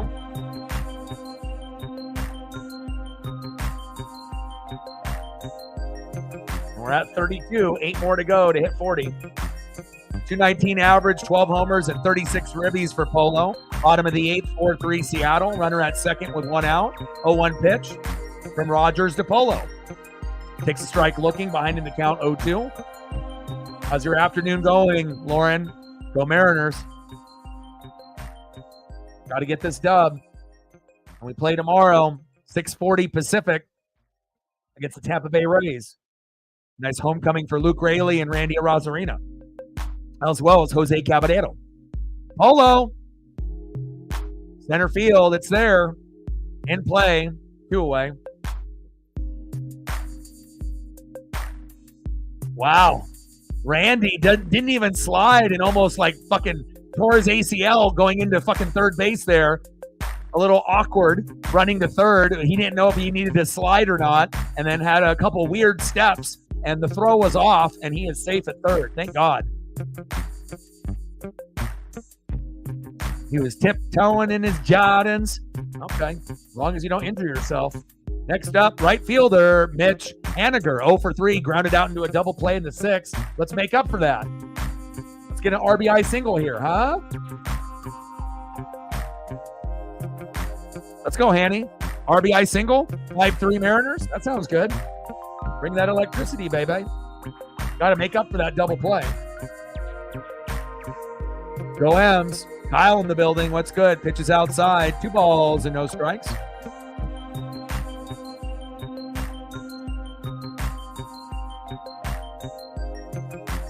Come on, Mariners. 2-0 pitch from Rogers to Haniger. Pitches outside. 3-0 count. This could easily be a walk here. And Hanny is the type of guy that doesn't need to be greedy. Doesn't need to be the hero. He'll let the game come to him. Hopefully he doesn't swing at some garbage here in the next 2 pitches. Take the walk. Pitch right down the middle for a strike. 3-1 count. 3 balls and 1 strike to Mitch Haniger.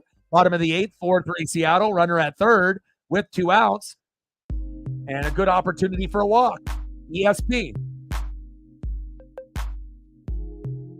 And there's ball 4. Nice job, Mitch.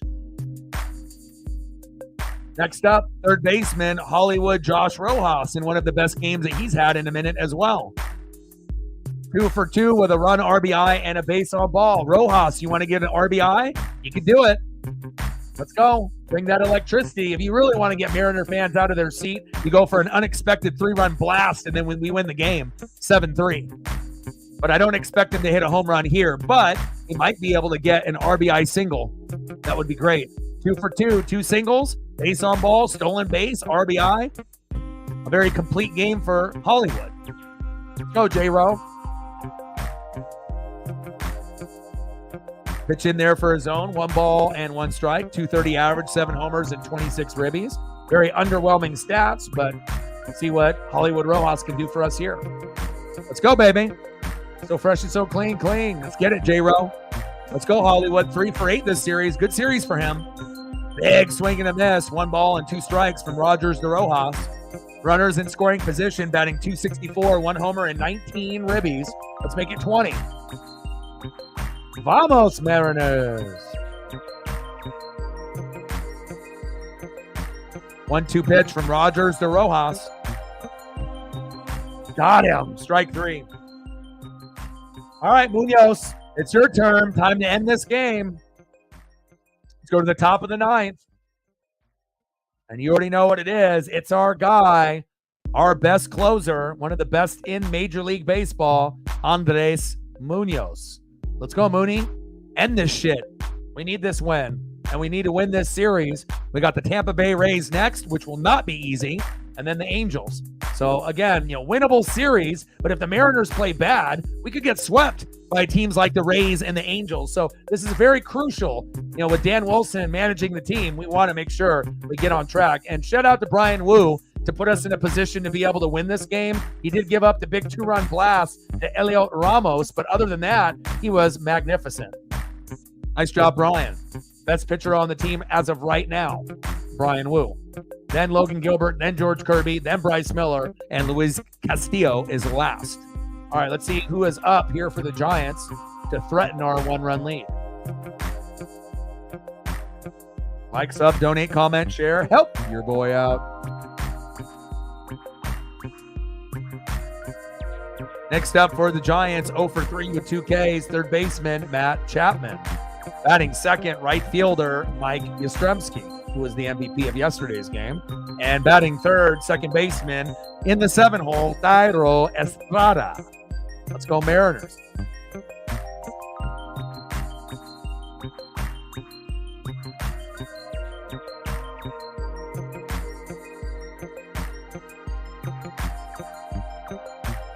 It'll be definitely a homecoming for Luke Raley, Randy Arozarena, Jose Caballero, obviously the former Mariner that's on the Rays. And again, they're always going to be a team that's kind of floating around 500, but sometimes they'll play ball like they're 15 games above 500.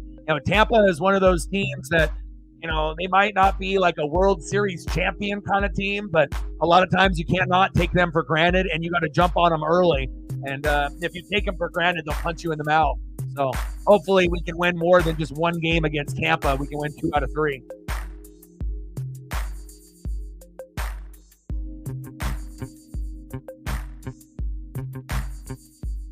Let's go, baby. Like, sub, donate, comment, share. If you haven't smashed the like button yet, please do. Let's get to 40 likes before the game ends. And on the mound for the Mariners, our ace, Andres Munoz. Let's go, Mooney.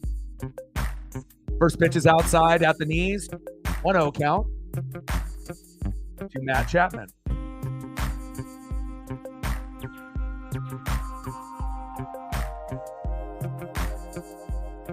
Pitch. Pitch is inside. 2 balls and no strikes to Matt Chapman, who is 0 for 3 with a strikeout in the 7th.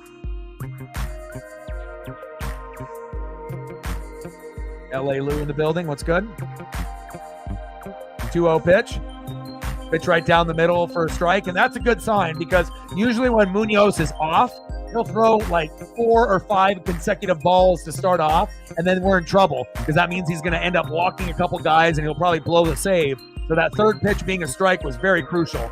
Pitch is inside, 3 balls and 1 strike, but he's still in danger of walking Matt Chapman.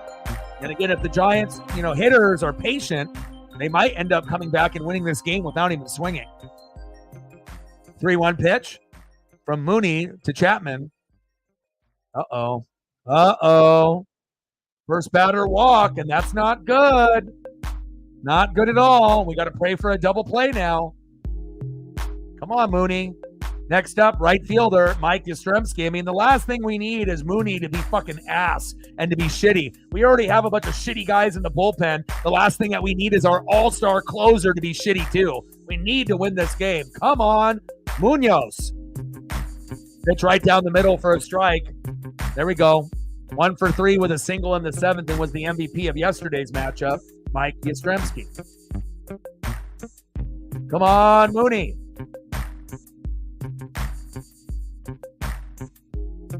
0-1 pitch. Little chopper. Foul. Behind in the count 0-2. We like that.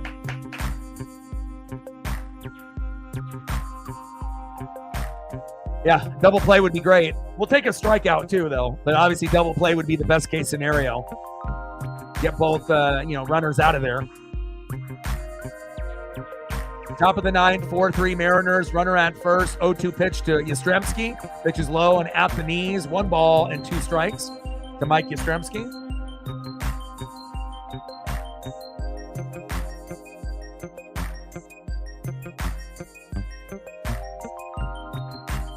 That's crazy how good Ohtani and Judge are.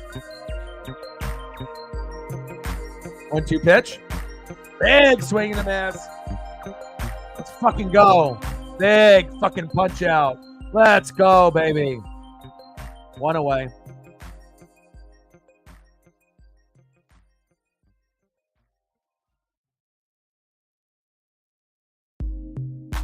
Yes, sir. Mariner Moose likes it. 1 away. Next up for the Giants, Jairo Estrada. 1-0 count. 0 for 3 with a line out in the 7th. Let's make it 0 for 4.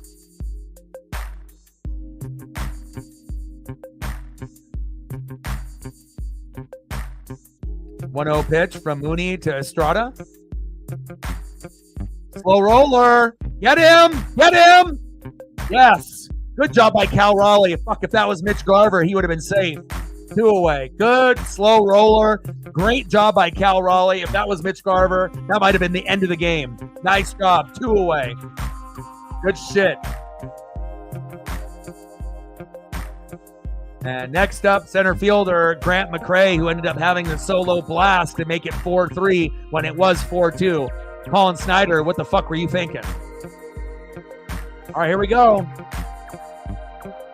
One more. First pitch is outside from Mooney to McCray. 1-0 count. Let's go Mariners. Like, sub, donate, comment, share. Smash that like button for you, boy. Trying to get to 40 before the game ends. Just need a few more of y'all. 1-0 pitch from Munoz to McCray. Chop that one foul, and then it looks like it deflected off Cal's finger or maybe his groin as he's writhing a little bit in pain. Hopefully he's okay. 5 for 11 in this series. Yeah, it looks like it got him right in the twig and berries. Right in the sack. He's grabbing his crotch. Hopefully he's okay. Can't have Big Dumper leaving the game with getting hit in the twig and berries. Let's go, baby. We need you. Can't have Mitch Garver come in and blow this game. Top of the ninth, 4-3 Mariners. Runner at second. Just got hit in the twig and berries. Off the deflection off McCray. Let's go, Cal. 1-1 pitch from Munoz to McCray. Big swing and a miss. 1-2 count. Let's go, baby. 1 strike away from winning this game. Let's go.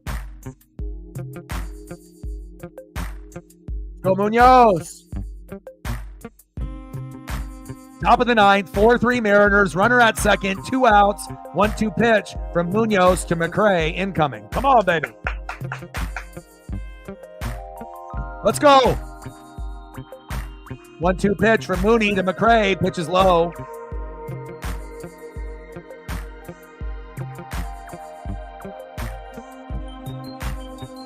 Wow, Chapman to third on fielder's interference.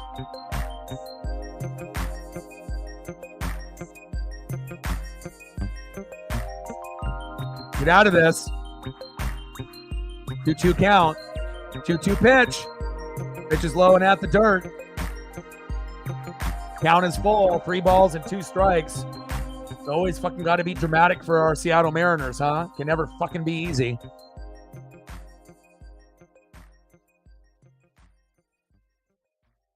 John in the building. What's good? Come on, Mariners. 3-2 pitch, and he walked him. Fuck. Now we got runners at first and third with 2 outs. Next up is Mark Canha. We can get him out. Come on, baby. Not saying that he's not, able to win the game. He definitely can, but we have to feel that we should be able to get him out of this matchup. At least I hope.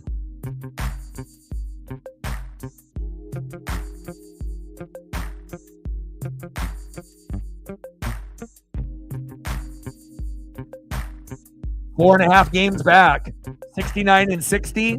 Astros, 65 and 65 Mariners. It's disgusting. We had a 10-game, lead on the Astros that disintegrated very quick. All right, Canha in the box, the vet. 0 for 0 with the base on ball.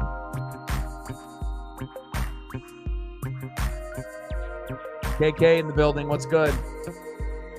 Come on, Mariners.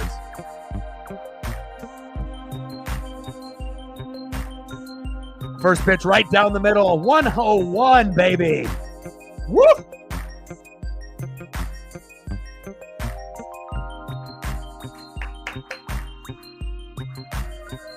Let's go, baby.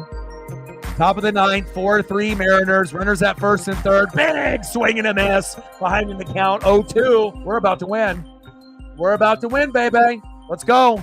Top of the ninth, 4-3 Mariners. Runners on the corners at first and third. 2 outs, 0-2 count to Mark Canha. Let's go, Mooney. 19 pitches in. Let's go. Be smart here in these next 2 pitches. 0-2 pitch. Pitch is outside. 1 ball and 2 strikes. Trying to bait the hitter, and typically that's what Mooney will do.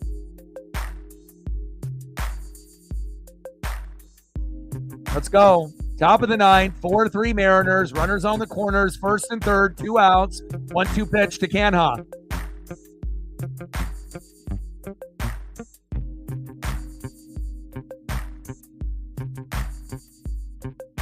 Dan Wilson with the victory. Let's go.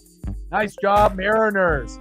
And again, there is times where Andres Munoz is going to blow the save, but not today. Final score, Seattle Mariners 4, San Francisco Giants 3. Let's fucking go. Hell yeah.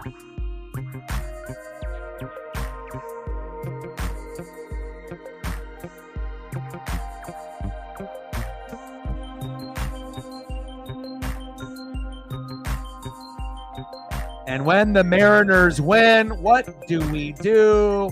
We fucking dance. Mariners win. Mariners win. Mariners win. Fuck yeah, that was big. We needed that. Mariner Moose is happy. Mariner fans are happy. I'm fucking happy. Let's go. Good shit. Way to be electric, Andres Munoz. We needed that. Hell yeah. Big victory for the Mariners. Let's go. Well, I appreciate all of y'all hanging out, and thank God we didn't blow that save. That one felt really, really good. If you haven't smashed the like button yet, please do. And again, I will be live tomorrow, 6:30 Pacific, for the Tampa Bay Rays versus the Seattle Mariners. And KK, yeah, I got you on Instagram. Boom, confirmed. I got you, my guy. All right, well, I love you guys, and I appreciate you guys very, very much. And I got one question for you. Who you know talk sports like us? Your boy Ryan, Northwest Sports Fanatics. Final score, Seattle Mariners 4, San Francisco Giants 3, and I'm out. Okay.